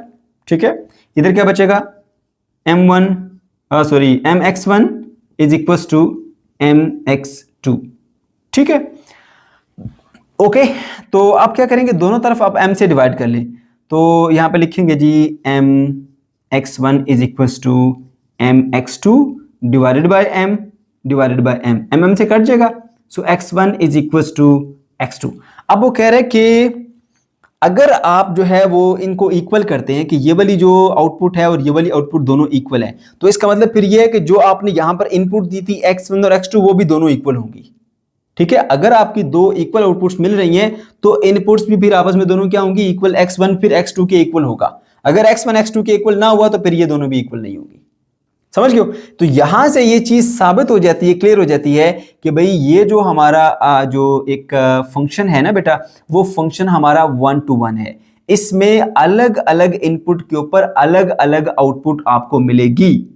ठीक है, जैसे अभी हमने चेक करके देखा कि हमने दो अलग अलग इनपुट पुट किए और हम ये लेट करके चले कि भाई ये नहीं है हमारे पास 1-1, तो इसका मतलब ये होगा फिर दोनों तरफ क्या होनी चाहिए, सेम आउटपुट आनी चाहिए थी। ठीक है, तो अब जब हमने इसको ट्राई करके देखा तो यहाँ पर वो बता रहा है कि x अगर ये इसके बराबर है तो फिर x1 भी x2 के बराबर है। ये अगर इसके बराबर है, दोनों आउटपुट्स बराबर हैं, तो फिर ये दोनों इनपुट्स भी बराबर होंगी। तो यहां से एक चीज क्लियर हो जाती है कि अगर सेम इनपुट्स देंगे तो सेम आउटपुट्स मिलेंगी, अगर सेम इनपुट्स ना हुई ना तो फिर आउटपुट भी सेम नहीं होगी। ठीक है, इसलिए यहां से ये चीज हमें क्लियर हो जाती है कि भाई जो एक इनपुट है उसके ऊपर एक यूनिक आपको आउटपुट मिलेगी। ठीक है, बात को समझ गए? ओके, तो यहां पर मेरे बच्चों आपने क्या करना है, इसके लिए थोड़ी सी मजीद आप वर्किंग कर ले। यहां पे लिखिए, ये आ गया आपका function f(x) is equals to mx plus c। अब यहां पर आप क्या करते हो, वैल्यू पुट कर लेते हो जी इसकी, let say x is equals to 1 put करते हो। ठीक है, उसके लिए क्या होगा आपके पास, f(1) is equals to m plus c, यानी कि x की वैल्यू 1 होगी। अच्छा, फिर आप x इज इक्वल्स टू अगर 2 पुट करते हो तो ये f(2) बन जाएगा, उसके लिए वैल्यू मिलेगी बेटा आपको 2m प्लस c। अगर आप x की वैल्यू जो है वो यहाँ पे 3 पुट करते हो तो f(3) बन जाएगा आपके पास 3m+c। तो देखो आपने अलग अलग इनपुट्स दिए हैं, उसके ऊपर आपको अलग अलग आउटपुट मिल रही है। इसी तरह चलते जाएं, आप मजीद भी वैल्यूज को ट्राई कर सकते हैं, तो आप देखेंगे कि हर बार एक अलग इनपुट के ऊपर ना आपको एक अलग आउटपुट मिलेगी। तो इस चीज से मजीद ये चीज क्लियर हो गई कि भाई ये जो आपका फंक्शन है ना बेटा, वो 1-to-1 फंक्शन है। ठीक है बेटा, इसमें 1-to-1 कॉरेस्पॉन्डेंस पाई जाती है। तो यहां पे आप बता देंगे कि फॉर ईच इनपुट, हर एक इनपुट के लिए देयर इज यूनिक लिखना था, यूनिक आउटपुट। ठीक है, हर एक इनपुट के लिए एक यूनिक आउटपुट मिल रही है उसको। ठीक है, x = 1 के लिए ये है, 2 के लिए ये है, 3 के लिए ये है, 4 के लिए कुछ और होगी। ठीक है, सो यहां पर आपने मेंशन कर दिया for each input there is unique output, so it is 1 1। अब चाहो इसकी डायग्राम बनाना तो यहां पर आप इसकी डायग्राम भी बना सकते हो। मैं आपको बना देता हूं यहां पर डायग्राम के लिए मैंने स्पेस छोड़ी हुई है। ओके जी, बनाते हैं डायग्राम इसकी। इधर आ जाए जी इनपुट वाला, इधर आ गई हमारी आउटपुट वाली। ठीक है, तो इनपुट हम ले लेते हैं जी, इसके अंदर 2-3 ले लेते हैं जी, 1 ले लो, 2 ले लो और 3 ले लो। ठीक है, और यहां पर जो आउटपुट आएगी वो क्या आएगी आपके पास, m+c, 2m+c, 3m+c। ठीक है, तो आप देख सकते हैं कि इस इनपुट पे ये आउटपुट मिली, इस इनपुट पे ये आउटपुट, इस इनपुट पे ये आउटपुट। तो हर एक इनपुट के ऊपर ना आपको एक यूनिक आउटपुट मिल रही है। ठीक है बेटा, तो यहां तक हमारा पहला चीज जो है वो क्लियर हो गई है। ठीक है, कि आपका जो ये फंक्शन है वो 1-1 है। अच्छा, उसके बाद फिर हमने ये चेक करना है कि क्या इसके जो कोई जो आउटपुट्स हैं उसका हर आउटपुट की कोई ना कोई इनपुट मौजूद है या नहीं है। अगर हर आउटपुट की एक इनपुट मौजूद हुई तो फिर ये हमारे पास ऑन टू भी होगा। ठीक है बेटा, अच्छा उसके लिए हम क्या करेंगे कि ये जो हमारा फंक्शन है ना f(x), इसको हम लेट कर लेंगे, लेट f(x) = y। ठीक है, सो फिर क्या होगा, y = mx+c, ये हमारे पास एक इक्वेशन आ जाएगी। ठीक है, अब हम क्या करते हैं, इसको थोड़ा सा रीअरेंज करते हैं। रीअरेंज इस तरह करते हैं कि c को इधर ले आते हैं, y - c = mx बन जाएगा। फिर हम ऐसा करते हैं कि x को इधर ही रखते हैं और इसको इधर ले आते हैं, y - c / m आ गया। ठीक है, अब याद रहे कि x जो है ना वो हमारी इनपुट है, याद रखना। ये देख लो, ये जो 1, ये 2, ये 3, ये क्या था, ये x था, ये हमारी इनपुट थी। ठीक है, और ये जो थी ना, ये उसकी जो हमारे आउटपुट मिल रही थी, ये वो आउटपुट है। समझ गए? अब हमने ये चेक करना है कि क्या हर एक आउटपुट की कोई इनपुट मौजूद है या नहीं है। अगर हम वो साबित कर पाए कि हर एक आउटपुट की एक इनपुट मौजूद है, तो फिर ये बात क्लियर होगी कि भाई ये हमारे पास जो है वो ऑन टू फंक्शन भी है। ओके, तो देखिए बेटा, अब यहां पे लिखा हुआ है y - c / m। ठीक है, ये मान लीजिए आपकी आउटपुट है और ये आपकी इनपुट है। अब यहां पर आप कोई भी वैल्यू ट्राई कर लीजिए। ठीक है, रियल नंबर में से आप 1 पुट करेंगे तो नीचे जो m है वो तो मैंने आपको पहले बता दिया कि भाई m जो है वो आपके पास 0 के इक्वल नहीं है, m is not equal to 0। ठीक है, अब यहां पर y की वैल्यू आप लेट से 1 रखिए, 1 में से c कोई वैल्यू होगी वो माइनस करेंगे, फिर m कोई वैल्यू होगी उससे डिवाइड करेंगे, तो आपको कुछ ना कुछ आंसर मिलेगा, वो आपकी x की वैल्यू होगी। ठीक है, और वो रियल नंबर में ही आएगी। ठीक है, क्योंकि यहां पर आप जब रियल वैल्यू पुट करोगे y की, उसमें से c माइनस होने के बाद m डिवाइड होने के बाद आपको रियल मिलेगा। ठीक है, इमेजिनरी का डर वहां पर होता है जहां पर बेटा यहां पे स्क्वायर रूट आ जाए। ठीक है, तो स्क्वायर रूट तो यहां पे आएगा नहीं, क्योंकि इमेजिनरी नंबर तब मिलता है जब स्क्वायर रूट के अंदर माइनस आ जाए, बट उसकी तरफ जाने की हमें जरूरत नहीं है। आप यहां पर y की 2 वैल्यू पुट कीजिए, 2 में से कुछ माइनस करेंगे c और नीचे m से डिवाइड करेंगे, फिर कुछ और वैल्यू मिल जाएगी x की, वो भी हमारे पास वो इनपुट होगी। फिर आप यहां पे 3 पुट कीजिए, 3 - c / m को कुछ आंसर मिलेगा, वो आपके पास x की वैल्यू होगी। इसका मतलब ये हुआ कि y की आप कोई भी रियल वैल्यू पुट करो, y की आप कोई भी रियल वैल्यू पुट करो, उस पे आपको x की कोई ना कोई वैल्यू मिल जाएगी। तो मेरे बच्चों x तो हमारी इनपुट है। इसका मतलब ये हुआ कि हम यहां पर कोई भी आउटपुट ले लें, उसकी कोई ना कोई इनपुट लाजमी होगी। तो अगर हर जो आउटपुट है उसकी कोई ना कोई इनपुट हो, या हर इमेज का कोई ना कोई पीछे एलिमेंट हो, या उसका प्री इमेज हो, तो इसका मतलब ये होता है कि फिर ये फंक्शन जो है वो हमारे पास ऑन टू फंक्शन भी है। ठीक है, तो यहां पे हम लिख देंगे for all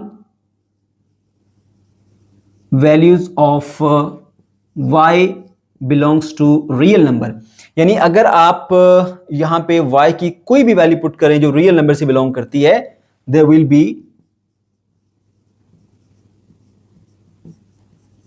B a value of x that will belongs to the real number. ठीक है, यानी आप y की कोई भी वैल्यू यहां पर पुट कर लीजिए जिसका ताल्लुक रियल नंबर से है, तो यहां पर आपको एक वैल्यू मिलेगी x की जिसका ताल्लुक रियल नंबर से होगा। तो इसका मतलब ये हुआ कि जितने भी इमेजेस आपको मिलेंगे वो सब की कोई ना कोई जो है वो एलिमेंट पीछे उनके मौजूद होगा, हर एक आउटपुट की कोई ना कोई इनपुट लाजमी मौजूद होगी। तो इसका मतलब ये हुआ कि फिर ये हमारे पास ऑन टू भी है। तो हम यहां पर लिख देंगे सो function is also on to, तो ये फंक्शन जो है वो हमारे पास on to भी है। ठीक है, तो अब जैसा कि ये फंक्शन जो है वो पहले हमने 1 1 प्रूव किया, तो बाद में हमने इसको on to प्रूव किया। अगर 1 1 और on to दोनों हैं तो फाइनल रिजल्ट क्या आएगा, फाइनल जो कंक्लूजन आएगी वो क्या आएगी बेटा? रिजल्ट ये है कि फंक्शन is